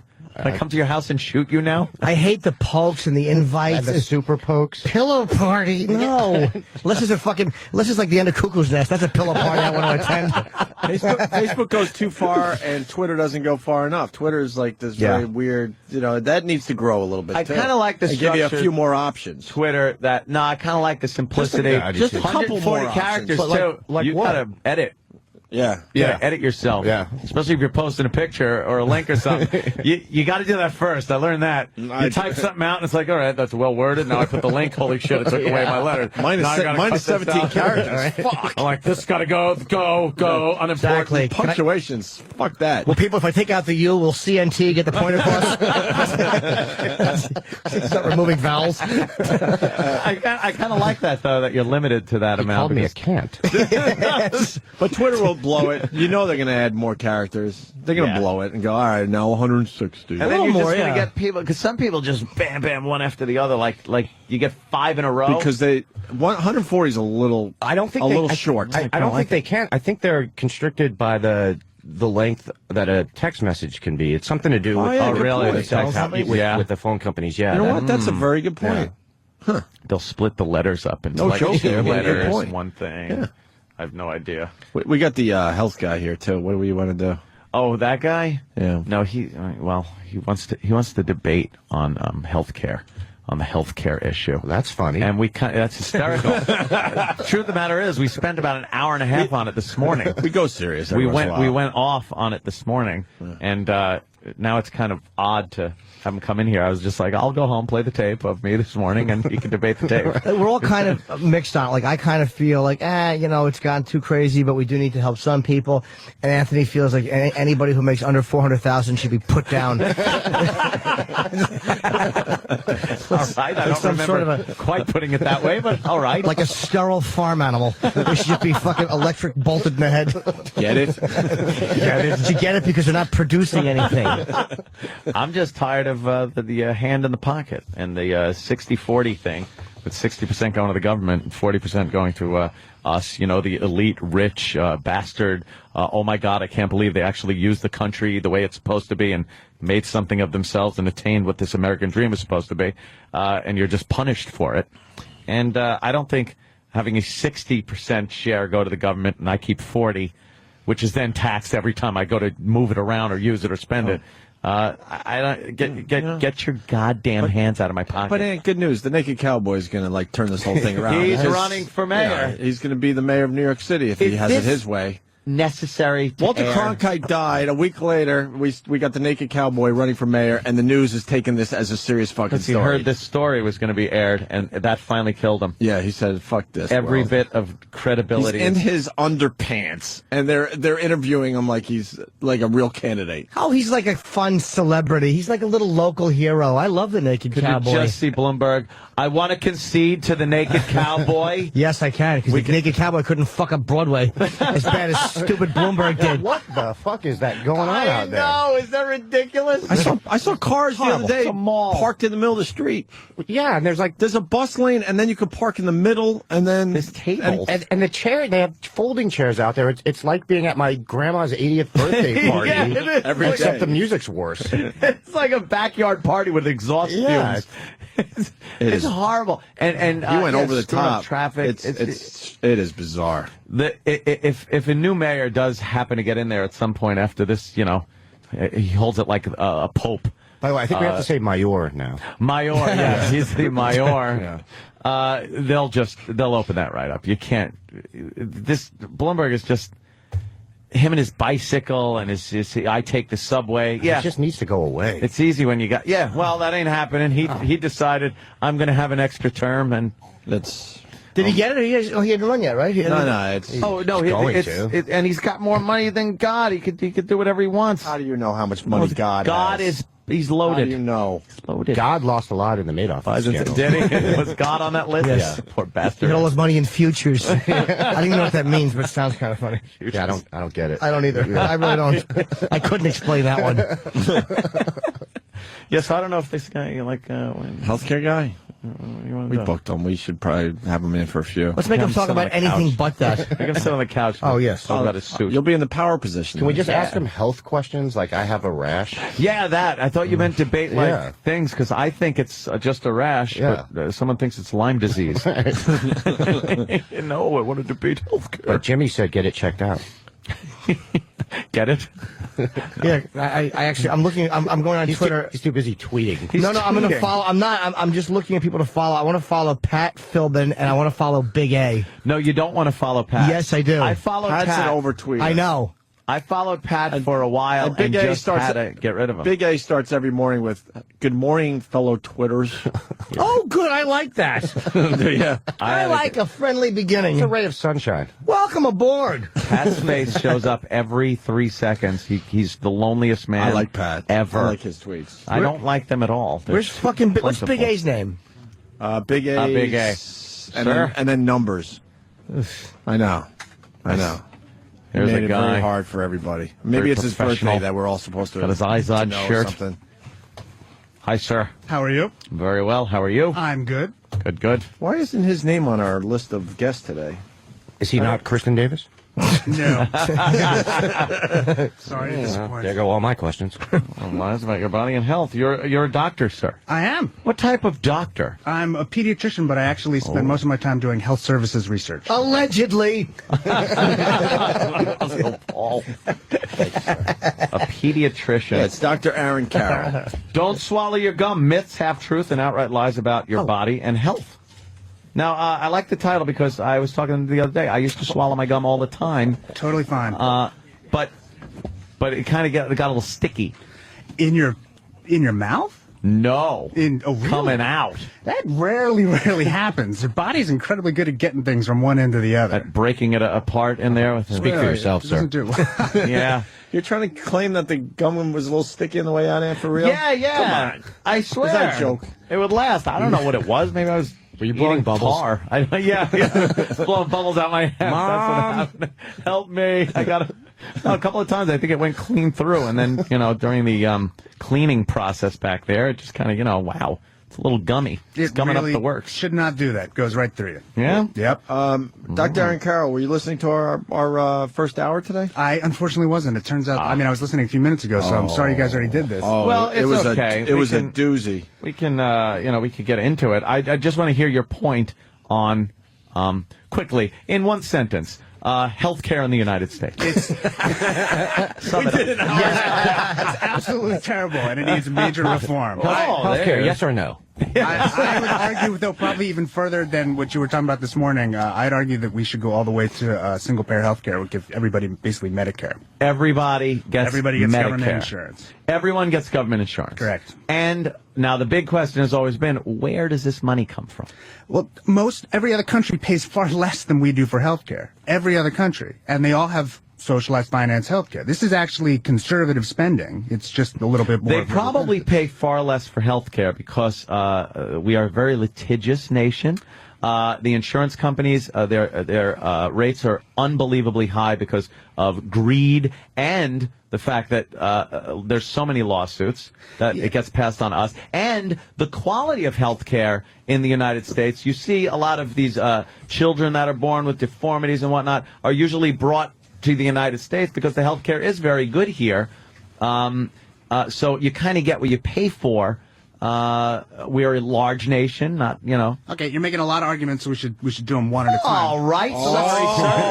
Let's start with the litigious society. You're right that we have more lawsuits here than in other countries, but the truth of the matter thank is you for coming. I like you saying I'm right. And that was our guest, Dr. Aaron Carroll. Yeah, but the actual amount that lawsuits are actually a pretty small, tiny part of the whole. And we argue that there's more defensive medicine in the United States. We say that doctors have to do extra tests to avoid being sued. That comprises best estimates about $80 to $90 billion a year, which is a drop in the bucket of the $2+ trillion we're spending. So we could reform the malpractice system. There's no argument there. But that has nothing to do with single-payer insurance. You also talk about quality. Any metric of quality you pick, honestly, if you look at the data, across the board, be it infant mortality, maternal mortality, life expectancy, how well we're doing with screening or vaccinations, and we're doing worse than almost every other country. You're correct that for some high-tech procedures, if you need a heart-lung transplant, you come to the United States. How many people need that a year? Well, Ted Kennedy sure needed a little brain surgery there, and I didn't see him going to Canada. I don't disagree with you. So I'm probably getting the best doctor money could buy and not using Medicaid or anything. But that has nothing to do with the health insurance. Blue Cross and Blue Shield ain't doing your procedure. A doctor's doing your procedure. Yeah, exactly. But the reason you're not going to get the best doctor under a government-run. I don't think that's true, and the data actually doesn't bear that out. The system performs terribly poorly. We have phenomenal doctors, we have phenomenal hospitals, but the system stinks. And overall, we're doing really poorly. We have to decide. I'll agree with that, by the way. So we have to decide about how we're going to reform the system. I would argue that we should reform a system that would actually get better outcomes, would actually cover more people, and hopefully cost a little bit less. That's what every other country has. Now, how is it costing less is what I want to know. By what you because everything in the United States costs more money, so that's part of it. In other words, our doctors make a bit more money, our drugs cost more money, our hospitals cost more money. Hats may cost more money. I can't actually vouch for that. But the problem is that there's also a significant amount of overhead and waste in our system that comes from having to employ tons of people to do different kinds of billing to actually pay for some of the private insurance, and that's not unnecessary. And you honestly believe a government-run program would have less waste? Well, take Medicare. Medicare is the best example we have. Medicare, for better or for worse, is socialized finance healthcare in the United States. Mm-hmm. It is what Canada has. It's just for everybody over the age of 65. Medicare's overhead is about 3%. Anywhere from 8 to 15%, and probably even closer to 20% for private insurance. They are by far, Medicare, the most efficient insurance system in the United States. One question, very important. Would Valtrex be covered? I'm asking for a friend. Not my own judgment errors. Well, he's over 65. Yeah, but the over 65, I understand that. There's a big difference between a government-run agency supplying medical treatment for people over 65 in this country than it is the entire coury. No, it's really not. In fact, the over 65 is a lot harder than for a 25-year-old. Come on. How is that? Because you're talking about a lot of preventative medicine. That's so much easier than the end-of-life care and everything else that we're having to do for everybody. End-of-life care? Yes. I'm not. That's something we need to get rid of. That's What happened to your mic? God damn it! Sorry about that. Why don't you just Twitter it?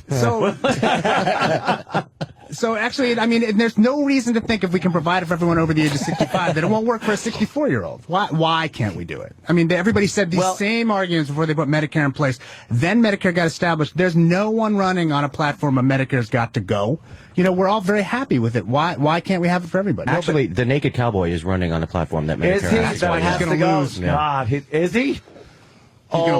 Literal Dr. Aaron. Patrice O'Neill has entered the studio as well. Hey, good morning. What's up, man? What's up, Patrice? We got Dr. Aaron Carroll. Yes. And Andy Levy from Red Eye in studio. Hello, sir. How are you? Yeah. We're talking healthcare, financing, said healthcare for the entire country, so that I guess who are the people that really need this, that aren't getting it? Everybody. Well, the truth of everybody, not everybody. No, really, not everybody. Well, everybody would benefit to some extent because we're now, the I don't feel I benefit. You don't feel you benefit right now because you're probably pretty healthy. No, I'm probably not. I'm saying pretty healthy. I'm just saying physically healthy. Financially, his liver looks like Lot's wife. No, I'm saying financially, I don't know if I benefit as much. Wanting to have, I don't like what I pay for healthcare. No, it's a lot of money. Better. But we should make that better. But I have so many options as to doctors I want to see, the quality of care. Okay, this is what I'm talking about. But when people talk about choice, as you just brought up, they care about their choice of doctor, they care about their choice of hospital, they care about their choice of treatment. Sure. Do you really care about your choice of insurance? I mean, most people get whatever insurance is offered by their employer. No, I care about insurance paying for what I want as far as care goes. Medicare allows you to see any doctor in the United States for the most part, go to any hospital that you want to. It has phenomenal benefits. Medicare offers almost more choice for what we care about than almost any private. They don't give you the out-of-network crap? They don't give you the out-of-network crap? Out-of-network in Medicare. Okay. Anthony, what's the conversation? The doctor is saying homosexuals should be put down, and Anthony's saying they shouldn't be. Oh, my God. I mean, this is very inappropriate. Really? No, it's medical. You don't think faggots have the man? No, the doctor's saying that he wants nationalized health care or whatever. Yes. Am I correct in Yes. Anthony's again? Pretty much using the Medicare outline for the entire country, and not just because I'm calling it niche. It is a niche. Over 65. It's the worst. But it's a small percentage of the country. Now, if you spread this out over the entire population of the United States, I feel it's going to cost more. And I think, it will come out of the wealthy's pocket. But it's utopia, though. It's two things that's happening. One is, in that great world, is that really doctors should just fucking help you.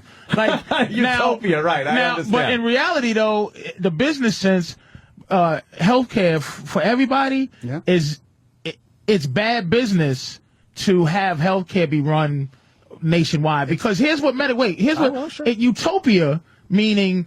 Medicare, everybody gets cured, everybody gets the chance to get. But when the government runs healthcare, like you see in these other countries that they keep it really quiet, they're deciding motherfuckers who can live and who dies. If you get sick, Anthony, and the government runs the thing, they got to make a decision on whether you're worth keeping alive. That's not how it works. It is how it works. It really isn't. I hate to tell you, it's not how it works because right now, if you have Medicare, they don't make decisions about whether you can live or die. Medicare is not government, though. We're talking this socialist thing. I'm talking about Medicare for everyone. I'm not okay. You're talking about a socialized system. That's really only England. But they're trying to do that here. No. Come on. I'm as far to the left on this issue as you can possibly get. No one's arguing for that. No one's arguing for the VA system for everyone, which is socialized medicine. At most, people are arguing for just the government to pay for care, which is Medicare. That's what Canada has. France has a system where... And women are dying of breast cancer, which is almost doesn't even happen here. Their breast cancer cure rates are actually better in Canada than here. I kid you not. They're Look at the data. You're listening. I'm telling you, look up the data. So believe you, but not the shit I saw. Don't believe me. Believe the data from the WHO or the CDC. Canadian women are fucking dying from breast cancer. Look at the joint Canadian-U.S. healthcare study that our government and the Canadian government did together and published jointly. And add that lion thing at the end where you said government. You see, this guy's a good guy. He believes in shit. He still believes in like things that are good. I don't. I don't think you've heard me say anything about morals or good in this entire conversation. Can I bring up a point then? Why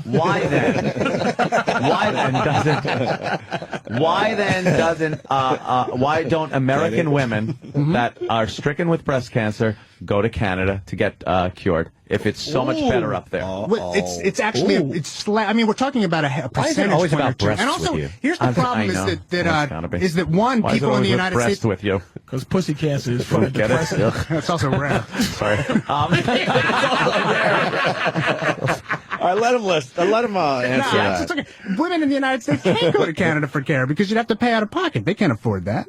If it's better care and you can afford it, why don't you? And again, I'll bring up Ted Kennedy. Why didn't he go to Canada to get his brain taken care of? If the healthcare is so much better and he can afford the best doctors, he stayed here in the United States. I'm not arguing, as I said before, that there are not doctors or hospitals that are better in the United States. It would just be great if everybody could get to them, and it would be. But if everyone could, it would be diluted. But I believe the medical care that would be given to people would be diluted. It sounds horrible. I'm talking there's almost a survival of the fittest or survival of the more wealthy, or whatever that you want to call it. It'd be great if doctors gave a shit. But if they actually gave a shit about you living, would be a great time. He said chewing gum and swallowing it. Anthony, you got to stop using Ted Kennedy as an example. This is the guy who, when he wants to break up with a girl, says, "Come on, honey, let's go for a ride." It's just a bad example. Bring your bathing cap, bitch. What do you mean? We're going out to dinner. But now, what you're talking about is nationalized health care. And Anthony's basically saying, look, if we nationalize health care, will that further mixing of the races? Which is basically... You are an ass. Jesus. Trying to make a point here. No, I just think there'd be this diluting of the of your care. The white race? Based on the white race. A mongrel race. I think you're worried, though, about, if I get truly sick, will there be a diluting? I don't think you're not worried about, am I going to be able to get my flu shot, right? You're what? Now, what is your agenda of why because usually doctors hate Medicare. I'm a health services researcher, actually. What I actually do is I do research on how we can improve the healthcare system, how we finance, and how we deliver care overall. But doctors must be against this. Doctors hate Medicaid. Our own research, actually, we did the most comprehensive work on looking at what doctors think about this, and we did a survey. 9 out of 10, right? 59% of physicians actually would support this. More physicians, and a majority give of or take 9%, which is half. No, we surveyed way more than we needed. It's plus or minus only 1 or 2%. It's absolutely a significant majority of almost every specialty of doctors actually support. Sounds to me like you're taking a lot of guesses. We were saying doctors fucking hate Medicare, and the reason they support it is that it would get them paid some kind of way, as opposed to not getting paid kind of way. That's like doctors. If doctors gave a shit like pre-existing healthcare, right? I had to pay for a year before I could actually get help. Before they would give you anything. I thought it's just. Our healthcare system is just, I guess, but it's what not it like should that. be, which is evil. You're complaining about private insurance, though. That's what you're bitching about private insurance. But they work hand in hand.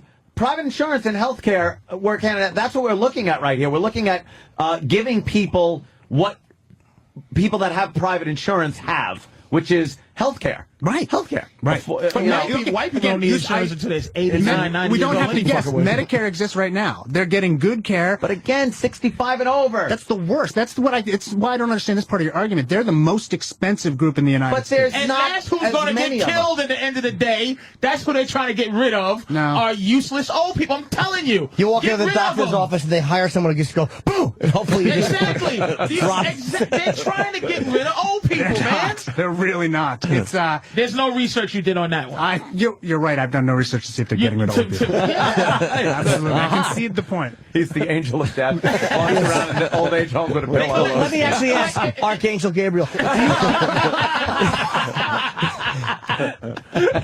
Is there going to be like those questions that they have? Like a lot of times they have those questions you have to answer about pre-existing conditions. No, exactly. Medicare has no pre-existing conditions. You turn 65, you get Medicare. Will it make it harder for me under a nationalized system to get insurance if, say, I smoke and have unprotected anal sex through a hole in a pee booth? I'm not saying I've done that. No, the Medicare's for you. I'm much more of a giver than a receiver. Should that make my insurance be lower? Do you pitch? It's a lot cheaper than if you catch. Oh, my God. We were so much more serious about this 2 hours ago. Oh, my goodness. This is a complete... Well, look, it makes a lot of sense. I mean, it's like, a guy coming from this greedy agenda. I say the same thing again. If you just look at every other country, and again, I don't care about the politics of everything else. They all have some sort of system that's really like this, where it's nationalized at some level, and then there can be private insurance on top of it. But all of them across the board, all of them, though, cover everybody they get outcomes which are usually the same or better than ours, and it costs significantly. You can't say all the countries, all though. For a doctor in England, Sudan only has to go to school I should say for you're like right. 4 years or something. Really? A doctor, I've traveled a little bit, and doctors have less credentials than they do in America. America is the best doctors. Again, I'm not arguing. People go from other countries to come here to get well. Yes, but again, you're talking about doctors. Blue Cross and Blue Shield doesn't create medicines. Anthem doesn't create procedures. It's like that's health care. We're just talking about paying the bills. No, but Patrice is saying people from other countries come here to get care. But people from here go elsewhere to get cheaper care. I mean, there's people crossing the borders. And then they die. That's the part you're leaving out, Doc. I saw this wonderful procedure down in the Philippines where the man didn't even use equipment. He just went in and took the tumor out. I couldn't believe it. With his dirty little goop. Would there be an option? Would there be an option to see a better doctor if you had money? Would you be able to see them with the regular insurance? Doctors you could see them with the Medicare. Some don't accept insurance, though. Some don't accept it. We'd have to make it so that they could accept it. But you care about can I see the doctor I want. I want to see the best son of a bitch in the country. Let's say I'm loaded. Right. And I want to see the best doctor there is.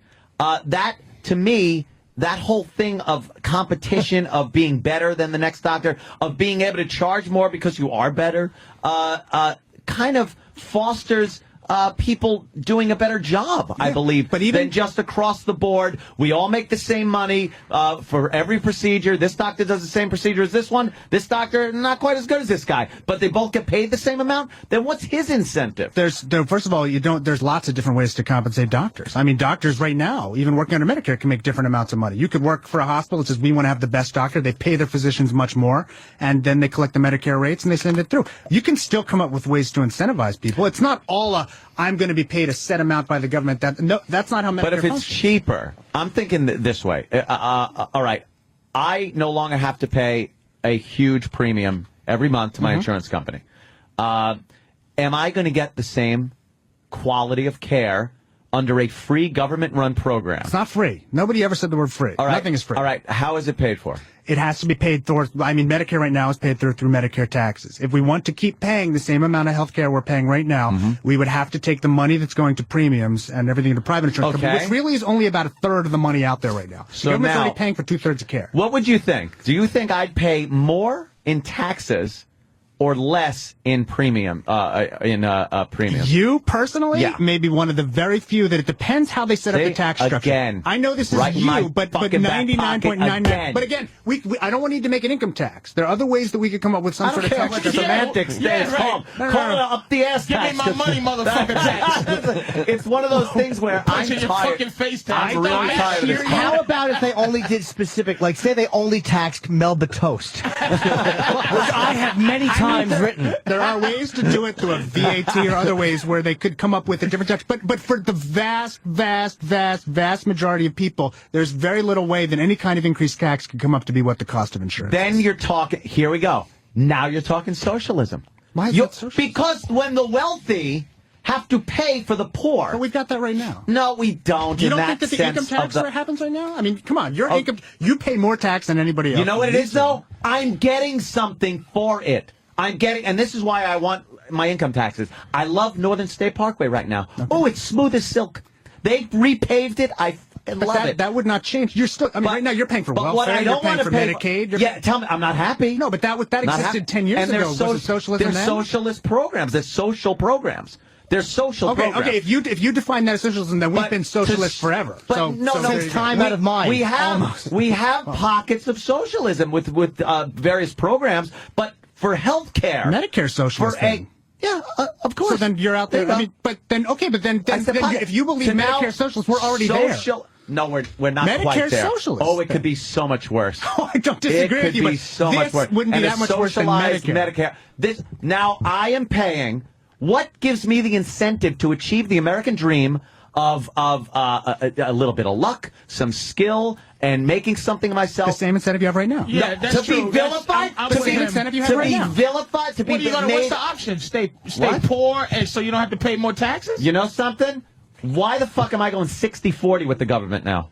At that point? Because if you make $1 million Yeah. And you got to pay $400,000. Yeah. You got $600,000. If I make $60,000, I got to pay $15,000. But there is a point in the teeter-totter that you're talking about where it's going to be cheaper. You're damn right I do. And I want to keep it. I don't want to have to cool my pool off so somebody can get a tooth pulled. Listen, I want your money. I don't want you to either. I You want won't your have money, to. man. I want your money, but there got to be a way for this country to, one, give people a chance that can't afford decent health care. It's an equality of opportunity. But you can't have the goddamn government. See, it's private industry that ain't shit. They just don't. They care about nothing. Right, but that's nothing. Welcome to America. No. But private insurance can't. I mean, think about it. We talk about innovation. We talk about what's the good thing that insurance does. I mean, really, insurance doesn't create anything. It doesn't actually invent any new procedures. It doesn't make medicines. I'm not talking about demonizing the pharmaceutical industry. It's just pushing money around from here to there. That's it's supposed to be there to pay more than you paid in case of emergency. So just accept right up front, insurance is socialism because it means that everyone puts money in the pot and the people that need it the most. It's not socialism because it's not run by the government and it's strictly voluntary. But it's the opposite of socialism. Okay, voluntary. Take the government out of it. You put money in and whoever needs it pulls it out. Well, then it's almost more communist because it's all like whoever needs it gets it. Too, man. So this is bigger than socialism. You're making everything socialism. I'm not. Socialism is kind of fun. You're making every example of what we do on our daily American life. I'm saying that there are programs already that exist. My view of socialism looks like things that are already out there, which isn't true. But do you think Medicare is socialist? That's the only one I'm going to say. When Jim pays for a hooker and shares with other people, that's not socialism. Yes. When the government forces us all to use the same hooker, that's socialism. And when the government tells me that I can't get my money back because it's not, in fact, the girl that I thought it was, that is socialism. All right, let's back up. If you believe that this, I mean, do you think Medicare is socialism? I think it's a social program. Fine, but if I say then just take Medicare and drop it to age 64, is that socialism? Oh, now you're going to say how far down do we go? It's just Medicare. That's what I'm saying. If you believe that Medicare is not socialism, then why, if I say just take Medicare and drop the age for everyone, that's all I'm saying. There are charitable programs in this country. Okay. I wouldn't go as far as to call them socialist. No, I'm not either. But socialized medicine would be socialism. It would be, because it covers everybody. It's not socialized medicine. It's just socialized financing. I agree with you. But that's what Medicare is right now. It is. I mean, we all pay taxes. It's mandated, and we give it to the elderly. That if you I'm fine. Sure, I'm fine if you believe that's socialism. Friggin' pills to some old people. It's like, all right, that isn't exactly more than that. That isn't exactly Stalin. I'm talking. It gets into very dangerous ground when you talk about the entire country being under the government umbrella as far as healthcare goes. It's very. I just don't like the sound of it. Because I don't like the government getting involved in what they are now. They run auto industry, housing, banks. Again, we're not going to disagree on a lot of stuff. I'm not saying government everything. I'm here with one thing and one thing only. But I've only seen them screw things up over the years. Well, Medicare they haven't. Can't. But again, that's not a big. Do you know what a nationalized healthcare system? What a chore that would be for the government? It's just pushing money. It's not the healthcare system. It's actually, again, Medicare has far less red tape than any private insurance company. Again, 3% overhead. And the Canadian system operates at about 1.6% overhead. The bigger the pool, the less the red tape and the overhead, which is why Medicare, which is the largest insurer really in the United States, operates far more efficiently and with far less red tape than all the big private insurance companies do. No, shit, that was a good point right there. Hey. Oh, sorry. I was just going to say, I guess we're going to have to agree to disagree. That was an overwhelmingly good point by the doctor. The doctor's making some very good points. Wow. I don't know enough about it a lot. I mean, I've done my research, but it really has fallen on deaf ears. Maybe you should go to a doctor. Because your examples are silly, Jimmy. Well, no, they really are. Hats. Yeah. Jesus. Come on. I stood up in Congress in a pink shirt and I demanded hats for everyone. Hats for all Americans. And I raised the Sudan because I do think that burning a village and declitting is a way to help people. That's my opinion. People think I'm radical. They're not going to take this seriously, Jimmy. No, they're not, This is James. a serious debate right now. Very serious. No, and I think Patrice is right by saying, He's not even here. What are you talking about? That's why he's pinning it on him. Was Patrice never here? No, No, it's his people that are the problem now that he's gone. By that I mean heavy. Yeah. Right, of course. Thank God we got the problem out of the room. I do agree that you seem like a genuine, decent guy that just wants to help people out and get the most people helped for as little chore as is possible for other people. Oh, but everyone's saying I'm lost. I'm just. Oh boy. Oh, look at that. What? Holy shit! I'm a high school dropout. Go fuck yourself. Well, the doctor had what Ant is saying is not a good point. That's all I'm saying. What Ant is saying is not ridiculous, though. It's like hit him with something. I think Ant's point is very valid, though. About one thing, my bullhorn. You don't want them just to come in and continually milking you dry of your money to pay for the entire country, and it's that's why we frustrating. should come up with a way that's probably the most fair to pay for it. I will always I'm not saying like tax. I'm not saying tax the wealthy. I'm not. And to be honest, you are, but you're not in charge either. No, well, first of all, I'm not in charge either. It's very unlikely they're going to do what I'm saying anyway. That's not my point. I'm saying find a fair way to pay for it. I'm completely in agreement with you, but it would cost less Why overall. is it fair in the first place for someone in North Dakota to have to pay for me to get medical care? Very good. Why is that fair? Well, if I want to go back to fair, I'd take it back to I think that most people, I think, when they talk about freedom, can agree that what we're looking for here is an equality of opportunity. Everyone's not going to be the same. Everyone's not going to make the same amount of money. Everyone's not going to succeed the same way. But we'd like to believe that everybody has the same fair shot. That's why I think we have public education. That's why we have other things that keep us safe, because we just want to keep everybody a fair shot. The only way to guarantee that equality of opportunity is also to say that, we all have a fair shot at decent health. Not that everyone's going to make money, but if you get cancer and you have no health insurance, you're done. You're just not going to have any chance. We're just trying to look for a way to provide health care to it's not that everybody should get everything, but I think healthcare is one of those things that the government, we should try to provide to everyone. I don't even disagree with them on that. And it's like to say like what's fair, what's not fair. It's like, hey, we all do kind of pay in for the same military. Yeah. I mean, we're not all getting the same. I mean, as a country, we're getting protected by them, but it's like there are things that we all kind of pay in for. It's like why do you hate the military, Jim? Because I just think that their outfits are terrible. The black shoes, it's just too heavy. No, I love them. My father's a military guy, and don't ask, don't tell, got him kicked out. I'm kidding. He told. He thought Biloxi Blues was a documentary. No, it's almost like, but what I'm concerned with is like, will all of a sudden like if I want to go, like I had to go to a podiatrist, I had a bad ankle, and she didn't take insurance. She was very expensive, but she was great. Now, would she be forced to take Medicaid? Would doctors be allowed to operate that way anymore? They would have to. I mean, if we went this kind of system, they'd all have to take the regular insurance. Would her rates have to go down? The rates get a little tricky, and the truth of the matter is that that probably, research has shown, if you look at other countries, that doctor salaries on average actually stay the same or maybe go up a bit. But there's a shrinking towards the middle. Doctors who make a ton of money sometimes make a bit less, but those at the bottom end, those who provide primary care and some of the services that don't make as much money, now because a lot of that stuff's better supported, actually make more money. But how much now? You're making it sound like, this is what the tricky part was. You're making it sound like the government will dictate what doctors can make. Right. Now you're saying a hospital can hire a doctor and pay them a certain amount of money, which is one thing. But I do believe then if the hospital is being paid through a government program, they're not going to have this huge amount of money to then pay. Also, there's going to be a lot more beds taken up with a lot less money coming in from those beds. And the government, again, dictating how much money is being paid to these doctors, you're not going to get the best health care that you can get.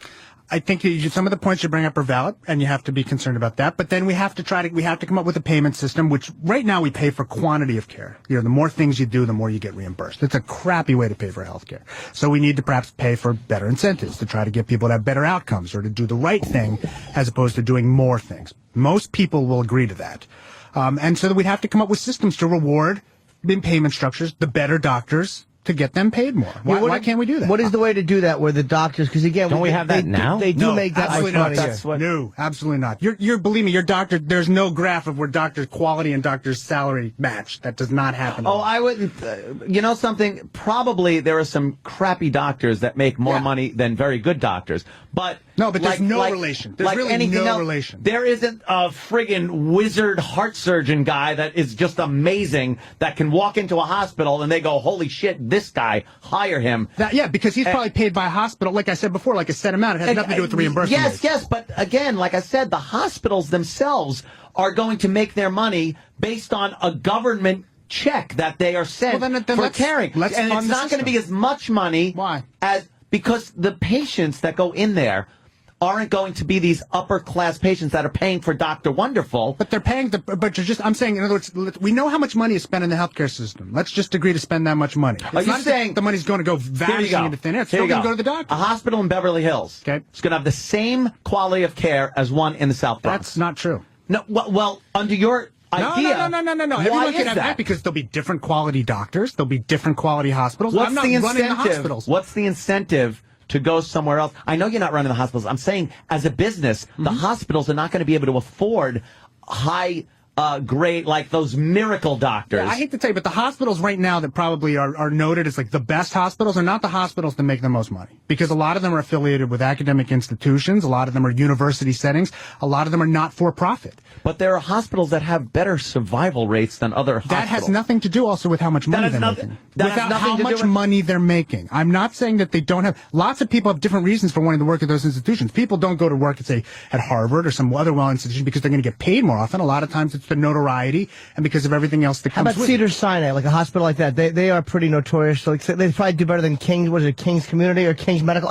Like a hospital like that where doctors know they can. Will the government? I'm babbling. Sure. Will the government cap what a doctor can earn? No.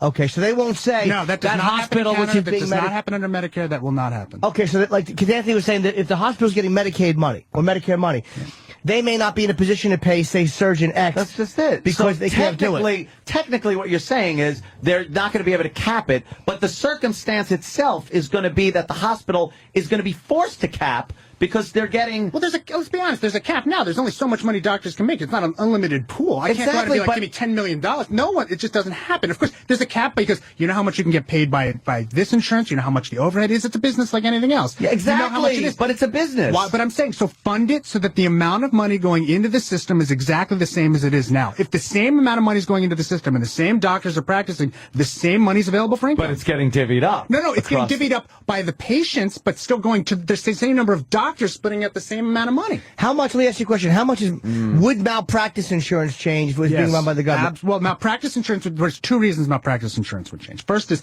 a lot of what gets paid out in malpractice claims is actually your future care.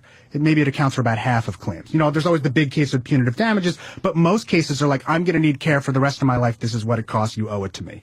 If the rest of your care was already covered by Medicare or a government system, that part of the malpractice goes away completely. How much did the doctor, I'm sorry to interrupt you, doctor. How much do doctors pay, roughly, the average doctor for malpractice insurance? It's so variable, but I mean, you know, it depends. If you're an OB-GYN in a bad place, it could be 50, 100. I mean, it's insane. What's a fairly average rate that most healthcare providers would pay? I hesitate to. I say only because I just don't know the number off the top of my head. But it's a lot of money. 30,000. We'll believe you. Yeah. I've tried not to make anything up. Yeah, that sounds. I mean, that could be. Is it over $400 a year? Yes. We're going to start there and work our way up. Yes. But so right away you're going to lose half of the things. And we could then only reason to bring malpractice cases would be for punitive damages. We could set up a new system. The other reason is if we could pass some law. We discussed before defensive medicine. It accounts for $80-90 billion a year. Yeah, if we could drop that down, that would save us some money too. It's not insignificant amount of money. It would actually cover a fair amount of the uninsured, and we could work on that too. But yes, this would absolutely works to bringing malpractice premiums down. I'm just thinking of the basic American. Maybe I'm a traditionalist, my friend, or just an asshole. You're just a dreamer. But I am. I'm just thinking of the basic American dream of the fact that if you do, and I don't care how, organized crime, luck, skill, however you acquired your cash, in this country, that affords you the ability to get better things. Mm-hmm. And I think healthcare I think you'll falls still into find that a way. category. I think you'll still find a way. In some back alley abortion? Attaboy, Attaboy. You got us there. Attaboy. Because that money will bring with relationships and knowledge, and you'll get into the clinic you want. It still happens today. I don't see that happening. I see that as being one of these, we're spreading it out, we're spreading it thin and evenly. I gotta tell you, and I'm not feeling that I would be able to get the best care my money could buy me. Your ability to get the best doctor, everything else, is not today realistically related to how much money you have in your bank. As opposed to, like, do you know someone to get you into the clinic? Do you have a personal relationship? Do you know? That's the stuff that sort of matters. I kind of know. I kind of know. If I get an illness, I'm not going to the South Bronx. I'm not going to Bed-Stuy. Yeah, but you I'm going to Manhasset. Yes. I'm going to Roslyn. I got it. I'm going to that area, Nassau County. Just say the Jew areas. I'm going to every Jew area. Yes. Could we get Medicaid to cover his visit to Kevorkian? Is that possible? Well, I'll chip in. Goddamn Jimmy Norton. Well, you know something? Like I said, nice enough guy. I think, but I don't think we're ever going to agree on this, sir. I think that's probably true. And I hope I win in the end. But what the doctor's saying is not as radical as I thought either. Like, Shut up, you lefty! Oh no! Well, you see, you're just a part of the machine, man. But no, we do think like socialized. Gatekeeper, shut up, gatekeeper. We think socialized medicine. All right. Guy who doesn't know where he's going. That's my new character. Guy has no idea what point he's making. Do you really? Well, why don't we promote the book? Because we got Kristen Davis standing by, too. Dr. Aaron Carroll, the book is called Don't Swallow Your Gum, Myths, Half-Truths, and Outright Lies About Your Body and Health. Anything good in this book? This is cool. Let me read a couple of these. Green mucus points to a sinus infection. Is this true? Yes, it is. No, it's totally not true. Points to an untasty snack. Disgusting ass. All right, let me try another I will say, guys, I'm actually a huge fan of the show. I actually listen every day. No one gives a shit. I'm not kidding you. This the book was inspired by a scary news tease. Oh, wow. I kid you not. What? Wow. Green mucus points to sinus infection. Wait. What scary news tease? There was. I'm not sure I actually heard the tease in your show, but it was one of those. It was a Halloween one, and they were going. Do you know what strangers are putting in kids' candy? And turns out, no, Doc. 11. Doctor's very smart. Hold on. We got the good ones here for the good doc. Oh, I love these. Yeah, and we got like these are real ones. No, I'm not kidding. I listen every day. I know which ones he's going to pull off. Thank you, sir. Could frequent hiccups be a sign of cancer? Watch News 8 at 10. I like the one with the sex offenders are going to be put into your neighborhood. Yes. Sex offenders may be in your house. Dude, that's a real one. The problem solvers have uncovered sexual predators sent to live in our nursing homes. Do you really know who's living down the hall? Could this happen to your mother? Your mother. Great, thanks. Hopefully, if you look at her porn collection, that's what she likes. Yes, my mother would like an African-American orderly. Prior convictions. Look at us inspiring a book. This is cool shit. Preferably from the Caribbean. The Halloween myth was that strangers are going to poison your candy. This guy spent his life basically proving there's never been an incident of a stranger poisoning Halloween candy. Well, every time it's happened, it's been a family member poisoning the candy and then blaming it on the That was in the Culture of Fear, which is a great book. Could your house be making you fat? Tomorrow, CBS 2 News at 5. If you're a gingerbread man. Are you normal? Thursday at 11 on News 8. And the ingredients in shampoo that can make a boy develop breasts tonight at 10. I love these. How a twist on the predator law could shut down religion. One city wants to pack all their sex offenders into a 3-block area. Problem is, it could be right next to your house. That sounds like a fun 3 blocks. What a fucking happening block party they would throw. Everyone's getting ass fucked by the potato salad. God, would that be a great 4th of July party? You can't shut down religion. Big giant water slides are just nude men at the end. Yeah, look at that. He's shooting a Roman candle out of his anus. Well, guys, we inspired a book. How cool is that? What's another comment? What's another one? All right, let's try another one, Ed. Let me try to get one. Okay. Let's see. Well, here's one. Men with big feet have bigger penises. Yeah, you'd be shocked. They actually studied this. They've actually done even studies where they do stretched penile length. I don't know who volunteered for this. Wow.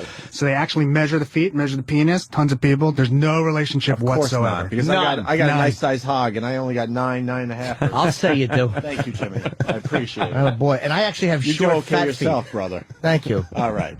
I'm not particularly well endowed, but it's been called more delicious than one would expect. Now, singles have better sex lives than married couples. Yep, that's actually a myth. And it says now I've read this. Let me add a little of my reason. Tell me about it. Let me add a little bit of my reasoning in here. You say married couples report more sex, more orgasms, and more instances of giving and receiving oral pleasure. Yes. Now this is probably, I would say, it's probably true. Yeah, you studied it. But singles, it says singles have better sex lives than married couples.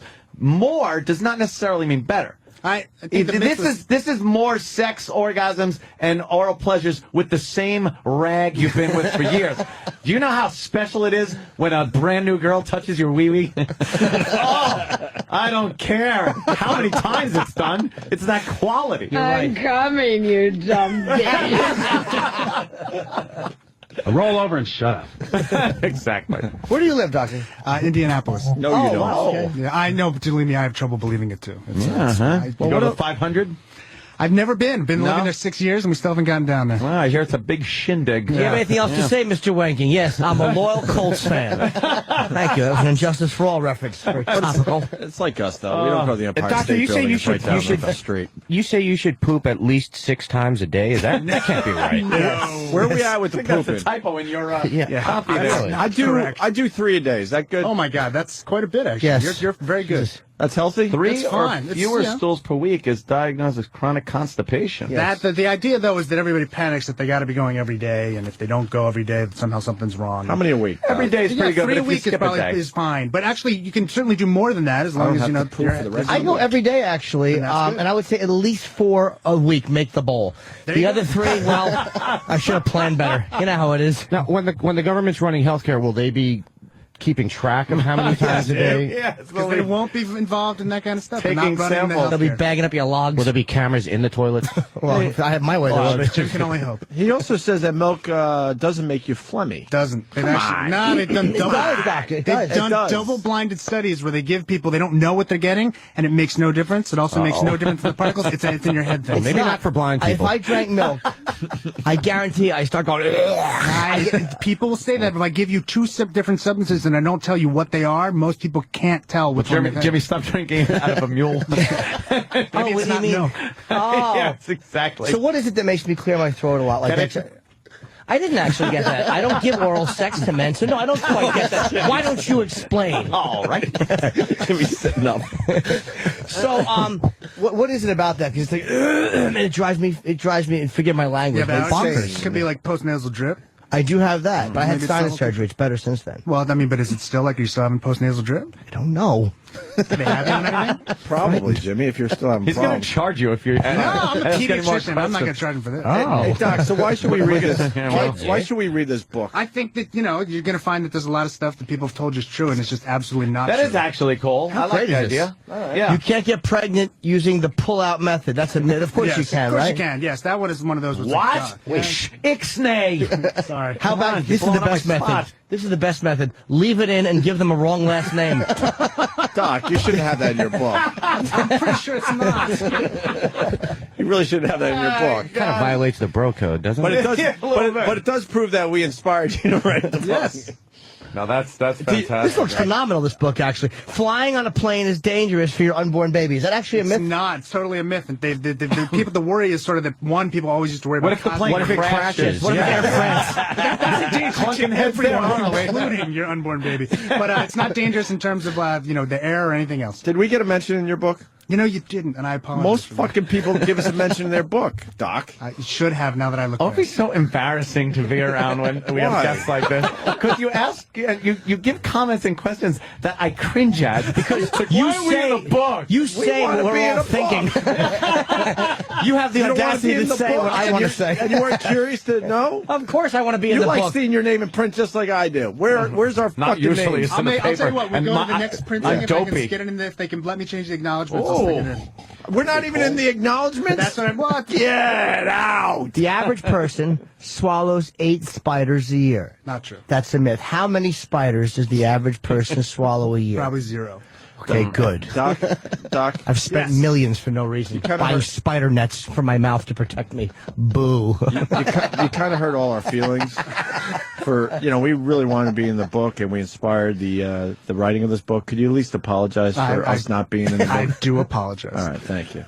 Now, this is very, cold weather. Yes. And getting sick, getting a cold. Totally not true. Now, I understand, because it's a virus, so, But it's amazing, because you'd be surprised when people subject in research. They've actually chilled people or made them wet and then injected live viruses into their nose, and there's no difference in infection rates at all. Now, why, though, does it seem that everyone gets sick in the winter? There's probably 2 reasons. One is that people, if they're cold or wet, will often report symptoms more than otherwise. The second is that when it's cold, we happen to spend sometimes a lot more time indoors and around other people, and we're probably transmitting viruses. Yeah. But one more question. Sure. Can you tell us, Doc, when this old fuck's going to die? There's a man walking down the hall who has what I would call supple bosoms. Is that healthy?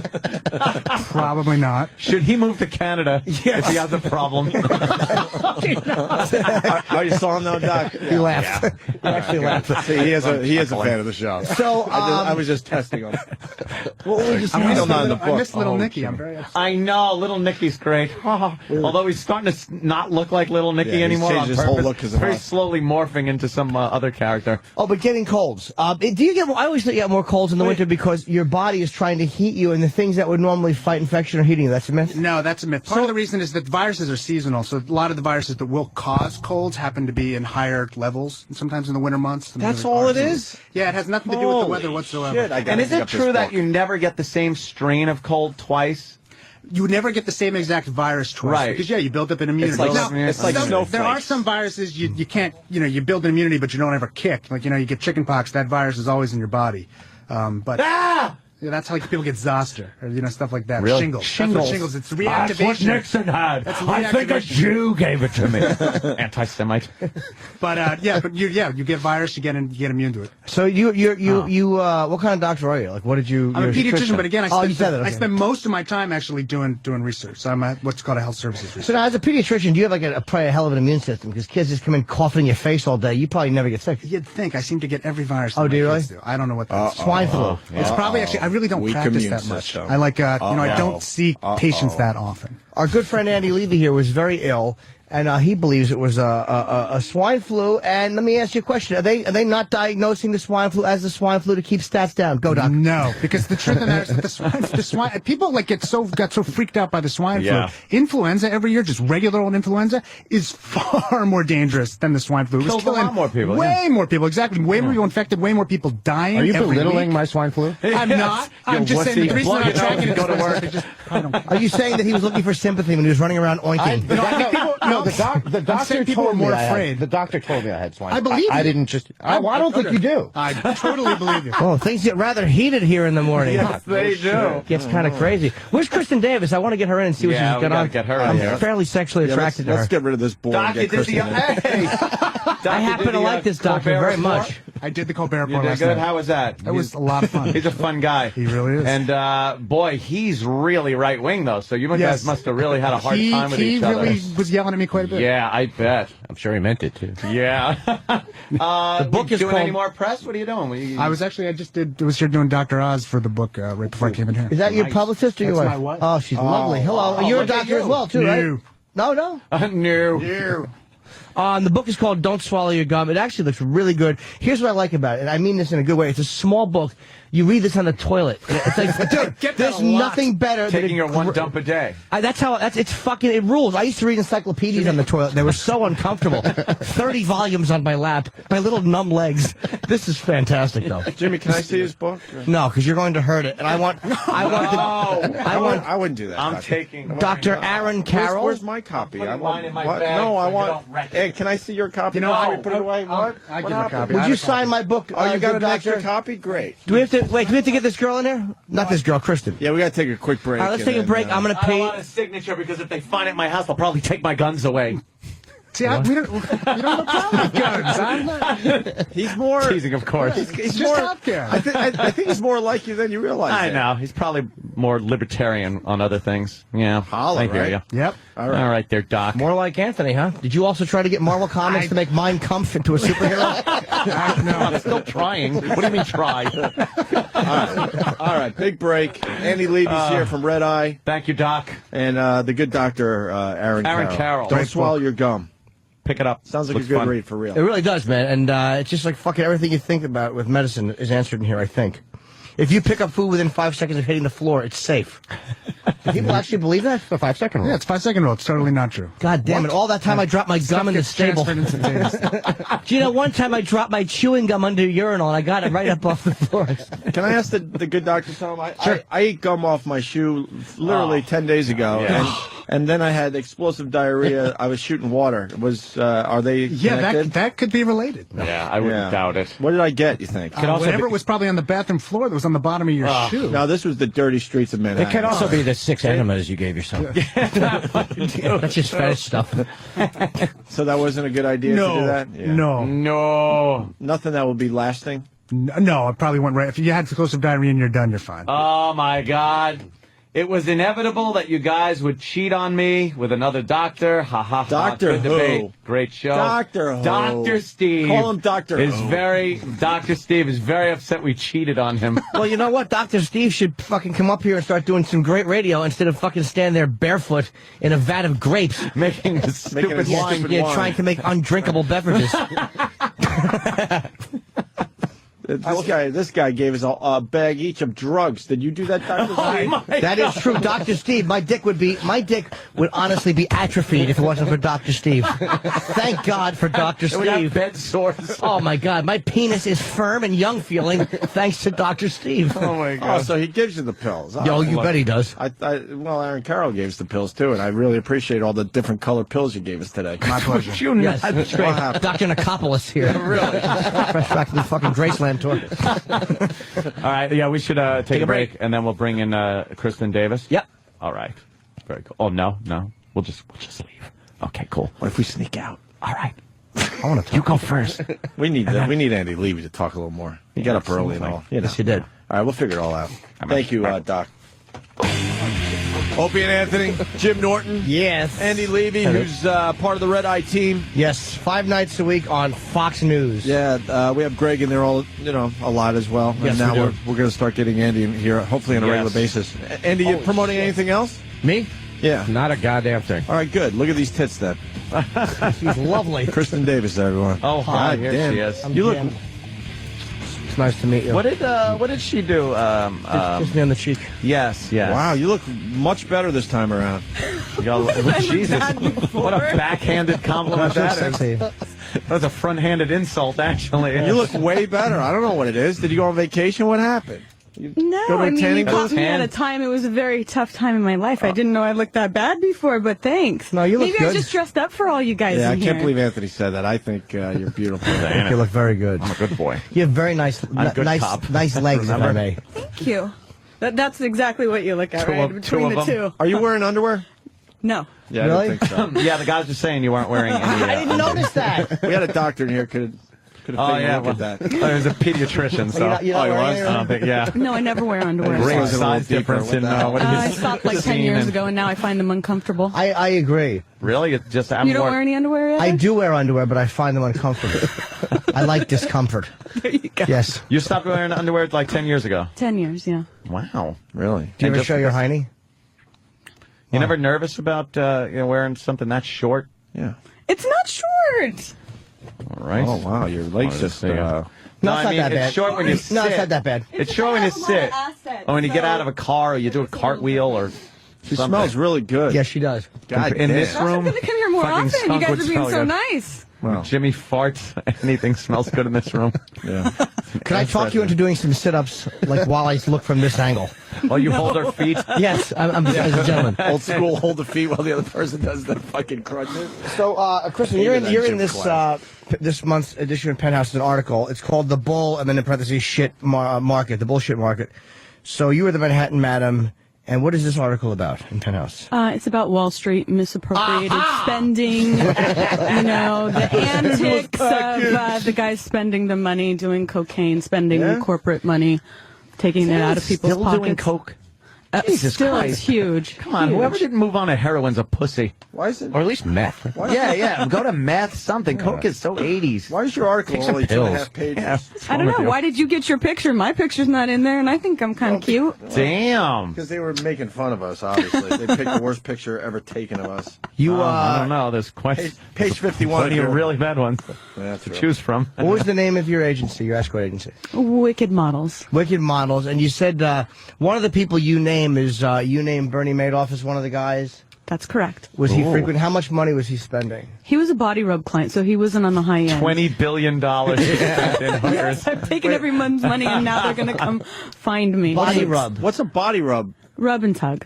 Yeah. Oh, okay. But he would probably Make get you more cranky? if he would. How much would he spend average, do you know? Like, what was the body rub? $220. That's $220, it? yeah. Do you think you'd ever throw them more for a blowjob or whatever? Because I would do that many times. I'm sure if you like the girl, but body rub's safe. Like, you can go in for a couple $100. If you like her, you can coerce her for more. You don't have to pay agencies fees. You really get a discount, actually, that way. Okay. And last time you were in, we didn't... Bernie's such a saver. Why are we moving on? Times were tough, he knew. What a cheap fuck.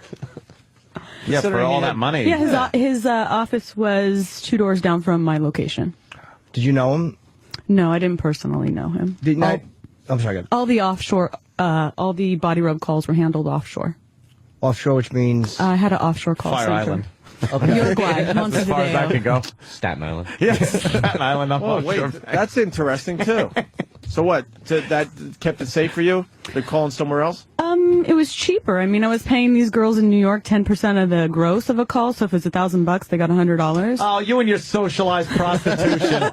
Enough already. Get that doctor back in here. Lefty. You can go over to Uruguay, and it's about $350 a month for somebody's salary with a master's degree that speaks perfect English. Oh, okay. So I had 8 people over there. You didn't do any bait and switch, did you? I've had that happen a couple of times. That's all I did was bait and switch. Did you That's really? the art of it. But if you're good at it, you will never know. Well, Why? did you ever get guys who sent? I sent one girl back, but I was Showed nice up with about a it. dick. Well, no, she didn't have one. I was like, "What is this? You're missing something. You're incomplete." No, one girl came over, and I wanted this little sexy blonde, and they sent me this kind of a hefty Hawaiian. It was really awful. And but Tony Nakamura, Tony Rakihara. I gave her up. I gave her some money just for massage.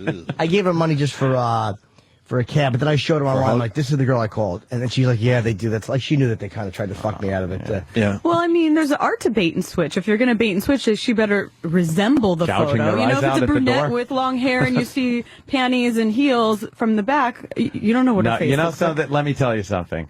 I've looked at pictures on Craigslist and gone, wow, that's a girl I wouldn't mind having over here. But knowing damn well that girl ain't showing up. Some Asian girl's going to show up, or some Hispanic lady, or a black guy is showing up at the door. It's not going to be. It's not going to be this hot blonde girl. What do you mean it's not going to be the penthouse It's model? just not going to be. It's never. It never. Look, that's who's going to. And she ain't even showing up. A nice little anime girl that might show up. No, she's not showing up. If they're showing her face, chances are she's not showing up. No, huh? Say? Oh, really? But the pictures aren't always, completely misrepresented. Sometimes if you do it right, if you do bait and switch right, I'm going to send you someone I overpromise, underdeliver. Look, Patrick Swayze's brother looked like Patrick Swayze, but you knew it wasn't Patrick Swayze. When Frank Stallone shows up. Yeah, exactly. You know it's not Sly. Now, what about Michelle? She was what was the name of her agency? She was in Fort Lauderdale. She actually gave me one for free one time. Niecy's Girls, I think they were called. Oh yeah. I don't remember. But you know who I'm her talking agency. about? Mhm. She had some pretty high end. Were you kind of on that level with her? Sure. But I think bigger. I had, Boston, Philly, D.C., 3 apartments in New York, L.A., Miami as well. And now you said Spitzer was one of your clients? She held all the of course I went to prostitutes jail in a for pocket like so many nickels and dimes. Yeah, she went to jail for the Spitzer thing. I spent 4 months in Rikers Island. Yeah, we missed the A-Rod story. She was in literally the day before she told the world about I did A-Rod. not, disclaimer, I did not. We're over it, trust me. No, or you that wouldn't was be coming. here. Yeah, that's fine. But give us some info on A-Rod and the hookers. And you dated him personally? No. You didn't date him? There was a friendship there. I didn't date him. Maybe a crush. Did he? Okay. Did you guys ever go out to eat dinner together? We went out in public together. Yes. Okay, you hung out a little bit. Would he ever give you gifts as a friend? Sure. Would they be cash gifts? Would they be just jewelry? Or she went to the game, saw him at the fence, and got an autograph. That pretty much the sums thing up is, the I found in running an agency, once you say, I don't care who the client is, once you say yes, then they feel uncomfortable calling back and asking for another girl. And then if you say no, they feel rejected. So you have to walk the fine line of just being a big flirt. So if a client calls up and says, hey, I'm interested in, booking a girl. Oh, you sound really cute. Oh, you know what? Yeah, I am. But, you really wouldn't like me. I'm not that much fun. So you just keep saying no without saying no. But you went out with him. Let's be honest. Maybe for me you do. But for a guy who's got a $200 million contract, that's a guy probably who was at least, you must have slept with him. I mean, and which is okay. No, I didn't sleep with him. Come on, you never banged A-Rod? Come on, you can say if you did. How about other things? There was a hesitation. Of course there's hesitation. No, I'm not going to say that he's not a extremely attractive man, but I had a boyfriend at that time, and I'm not a cheater, so I don't care who you are, I wouldn't have done it. Give us some sign language. Her boyfriend, Derek Jeter. Did you ever make out with him? No. You ever touch his hog? No, I never touched his hog. Are you like a Madame got Prude? a pot-belly pig. Lives in the back room. You know what? It was business, so it was not personal. There's a different, there's a madam and then there's a Kristen. So they're two different people. Yes. So why would he go out with a madam who wasn't going to give him any type of sexual activity? I bring girls because she was with me. bringing the girls. I get that part. Okay. Why? Maybe it's a dumb question, but why someone like A-Rod needs hookers when he can bang pretty much any groupie out there? Discretion. They don't get attached. Discretion. You pay him to leave. Yeah, you pay him to leave. It's the truth. It is true. I'm just sick of hearing that. Sorry. It is true. On variety, I mean, it's easy. It is easy. You don't have to work for it. So at the end of the day, when you're tired and you just want to do what you want to do, you can make a call and it's there in 2 seconds. You don't have to go out. You don't have to, you can be in your pajamas. It's great. Did the girls give you good reviews on A-Rod? Oh boy, what's his problem? What was the negative review that you heard? One pump Two of the girls were from out of the country. He was didn't even great know in who he April, was. but horrible in September. Wait, there was too much going on there. He was great in April, what? But horrible in September. Yeah. And what are you laughing at, Ed? There's so much going on. No, that's what it was. I was just ready to go. The girls that fucked him in October. I know, we all were going for it. Yeah, we bang heads. What were some of the reports you got that were less than stellar? They were not less than stellar. They were just, two of the girls didn't know who he was. They're from out of the country. They didn't recognize him. Oh, screw them. And one of the other girls, her father's actually a coach for a major league team. So she freaked out when she saw him. So she's an escort, and her father is what kind of a coach? Baseball. From Major League Baseball. No, but I mean, pitching coach. Is he a manager or is he He's a pitching coach. Okay. And American or National League? You don't have to get any more specific. Which team was that? I missed it. Yeah, what's it rhyme with, the team? I don't know. They rhyme with pets. I know nothing about sports. I had to think for a second. I know. Got a full hankies. We got to ask her about, I think Joseph Brooks, I think is his name. Oh, yes, Mr. Brooks. Mm-hmm. He's been in the paper. He's the dude that wrote, help me out. You light up my life. Thank you. All right. 91 counts on his indictment, 12 women, guy. 3-year period of assault, rape, all these first-degree felonies. He's a creep. But his bail was less than mine. Mm-hmm. Oh, really? Wow. That's fair, right? 500,000 versus 2 million. You knew him in this world? Sure, about 150 appointments. Really? How much an appointment? 1,500. An appointment for an hour? Mm-hmm. Wow, do I fucking... He's a complete crackhead. Did a whole, excessive drugs, 3 or 4 day binges, had the girls read scripts, saying, they're auditioning for his next film that he's doing, complete whack job. And he would rape the girls or no? No, he didn't rape my girls. He just tried to have sex. Hard to rape a girl you paid for sex. Well, I'm saying he's charged with rape, right? So I'm saying, was it escort? No, actually, he's charged with rape, but his assistant used to go out on Craigslist and find women that they were for auditioning for parts, and then bring them over to the apartment. And it's pretty silly. Probably read the same script my girls read. Saying, dirty script? Joe, I want to have sex with you without a condom. I'm in love with you, blah, blah, blah, blah, blah. And the girl's saying this, and he's trying to get them to believe it, and then they come to do the act, and he wants to do it without a condom, and then there's some sort of, verbal discussion Mm-hmm.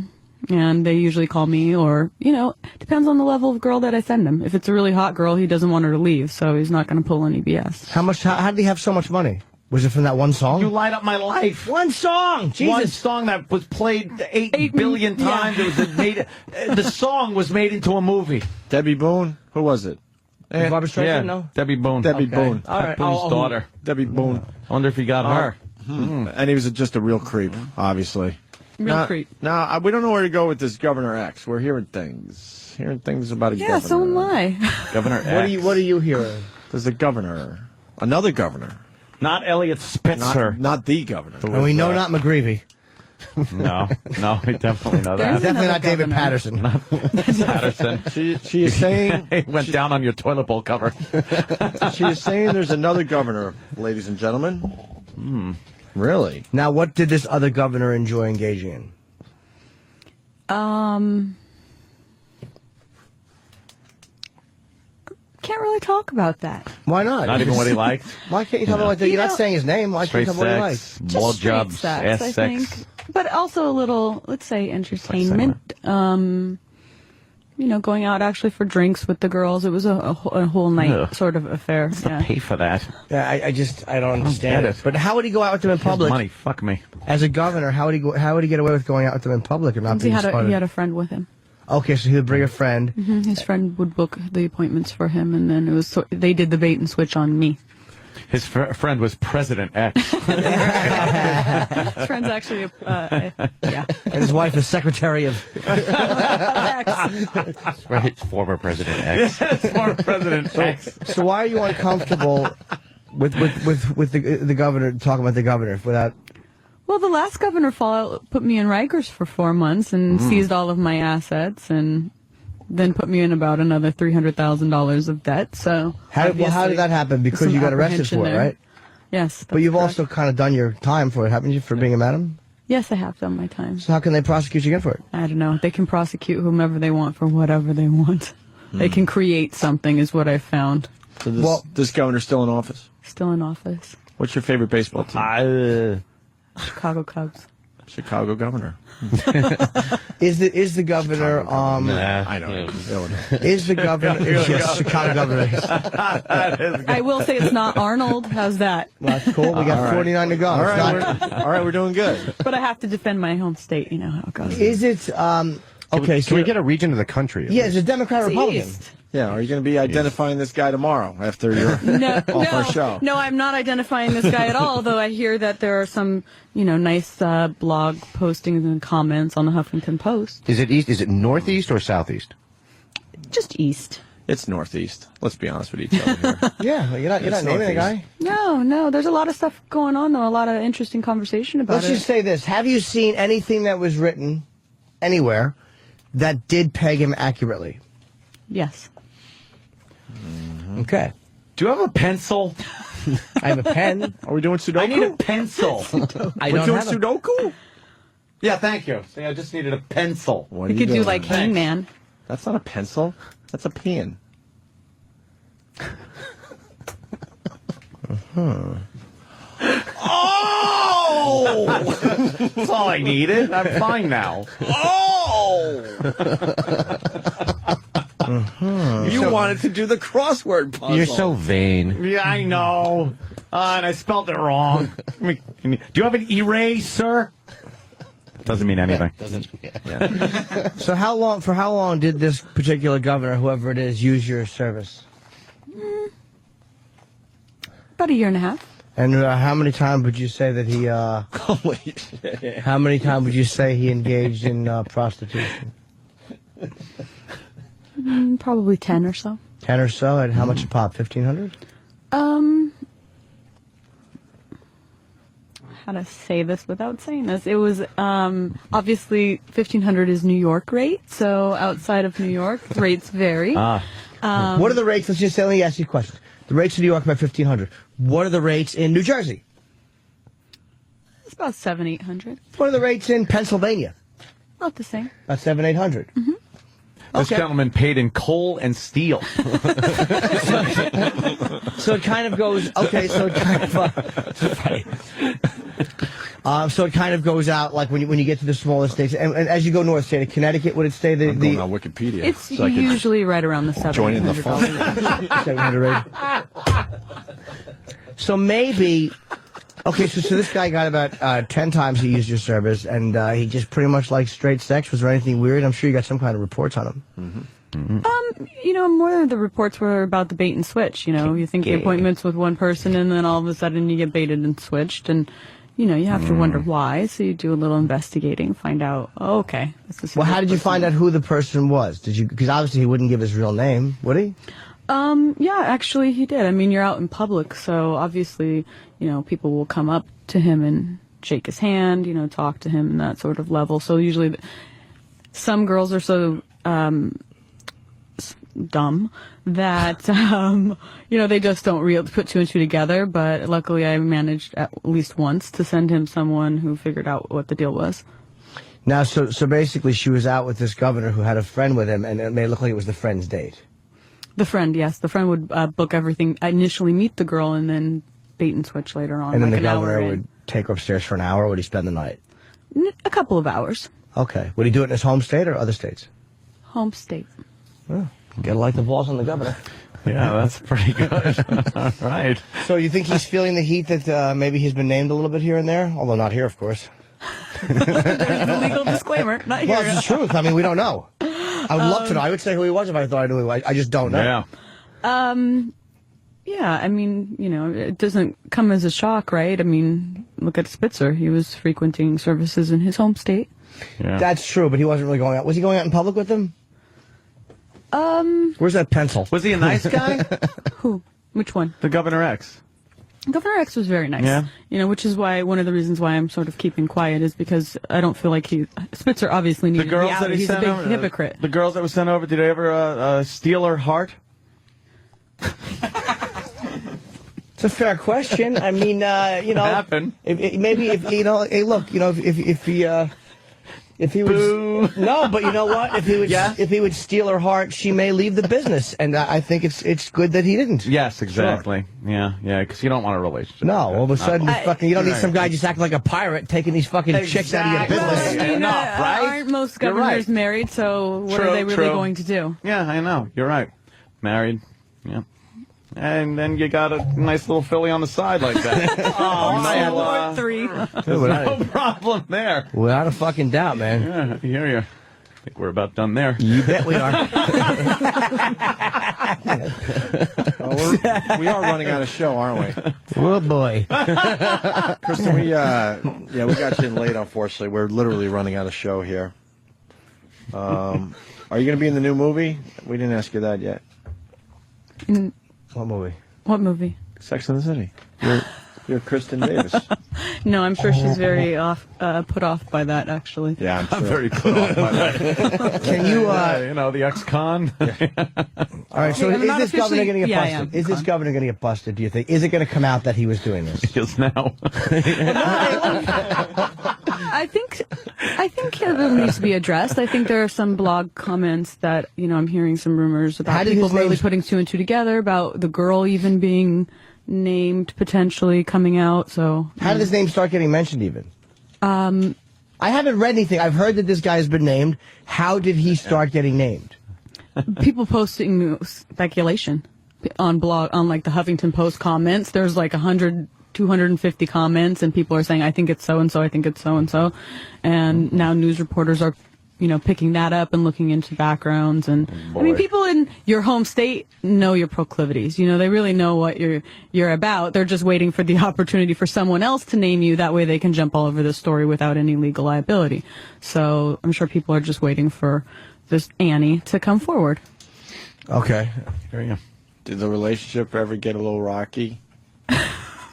That's a fair question. That's a fair question. I just wanted in. I just wanted to be part of the club. Hey, you know what? That's a very fair question. Have you even been listening? That's a very fair question. Of course, but I want to just be a part of something. Why not? Hey, what the fuck? Want to be a part of something. Was the governor an Eagle Scout? Holy shit. Who the fuck knows? Do you think it will come out? There'll be proof of it, or will it just be more speculation that he denies? I mean, he's got to deny. I mean, look at what happened to Spitzer. He denies or resigns, basically. So he's going to deny. But it's, how many girls has he seen? If they all want to come forward, well, what are you going to do? Go up against, 10, 12, 20? Who, I mean, maybe potentially you've even had relationships with, publicists and interns and all these other people in your work environment. So are there actresses and stuff working now, or high-profile models who were at one time, let's just say, on the other side of the business? Of course. Really? Of course. How do you think they support themselves before they get to be of someone's stature? Let's name one. Yeah. Yeah, that'll work.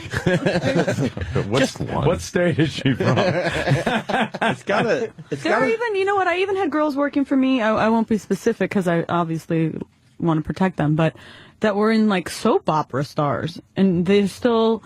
I don't know if it's their fetish. Classy enough to be soap stars. I mean, but I'm like, wait, you have a reoccurring role on X.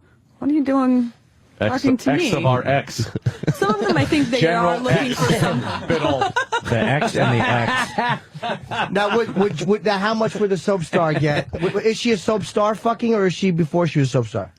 Both. Okay, so as a soap star, how much is she getting for sex? $76 an hour. I thought it thought it'd be more than that. All right, now you slipped one. Like $2,000 to $2,500 an hour. It depends on if she allows me to send out real photos, if she allows me to say who she is. I can command more money, obviously. Yeah. How about more mainstream actresses? There are a few. What are they getting an hour? About 3. 3,000? But usually you try to, what you do is you say, okay, she has a minimum. So if you want to book her, it's a minimum of 5 hours. So it's a minimum 15,000. Well, how mainstream of an actress are you talking about? 15,000. I had a girl that's in a major motion picture. Very, very pretty. Blonde or brunette? Tax implications. Do you still have contacts with any of these girls? Sure. A handful. I mean, most of them, I think, some of them, my top girls, this is a sign. ratted me out in my secret grand jury indictment, so not all of them. Flyer joke yet? Yes. We did that one too? Yeah, I think so. Do you introduce friends? No one's made a Pirates of the Caribbean joke yet. Maybe. We'll talk later. No, Kristen, it's always a pleasure. You have. It's weird. You have a lot of info that you just can't blurt out. That's got to be a weird place to be. It's a powerful yet scary place to be because you have all the information. So, but you also discretionary purposes. You want to be quiet. Sure, we'll all enjoy hearing when your car explodes. Luckily, I don't drive. Good luck managing the Tangiers. ManhattanMadam.com, Penthouse 40th Anniversary, Collector's Edition. On newsstands now. The girls at Penthouse this month are fucking smoking. God, there's like a whole there's like a whole list of all the Penthouse pets in the year. There's a whole it's really look back. sexy. It's nice. Real nice. Let's get plugs and stuff out of the way. James Norton. Andy Levy first. Red Eye Fox News Channel, 3 a.m. Eastern, Monday through Friday, midnight weekends. Midnight on the West Coast. DVR. It's the easiest way to watch it. Just stay the fuck up and watch it. Jesus, sick of this DVR crap. Pussies. Yeah. And I'll be in... have a drink and stay up. Oh, and twitter.com/Andy Levy. Yes. I'll be in Pennsylvania. I'll be in the Punchline in Atlanta. I'll be in Atlanta. The Punchline Comedy Club. This Thursday, Friday, Saturday, and then the following week, I'm all mixed up here. I'll be in Middletown, New York, at my buddy Rich Franchese's club. Yes, the Manhattan Comedy Club. Yeah, it's a great club, and I will be there. Very cool. Very good. Yes, we'll see you What guys a tomorrow. good time. We'll see you tomorrow. Bye, guys. All right, whatever. Wow.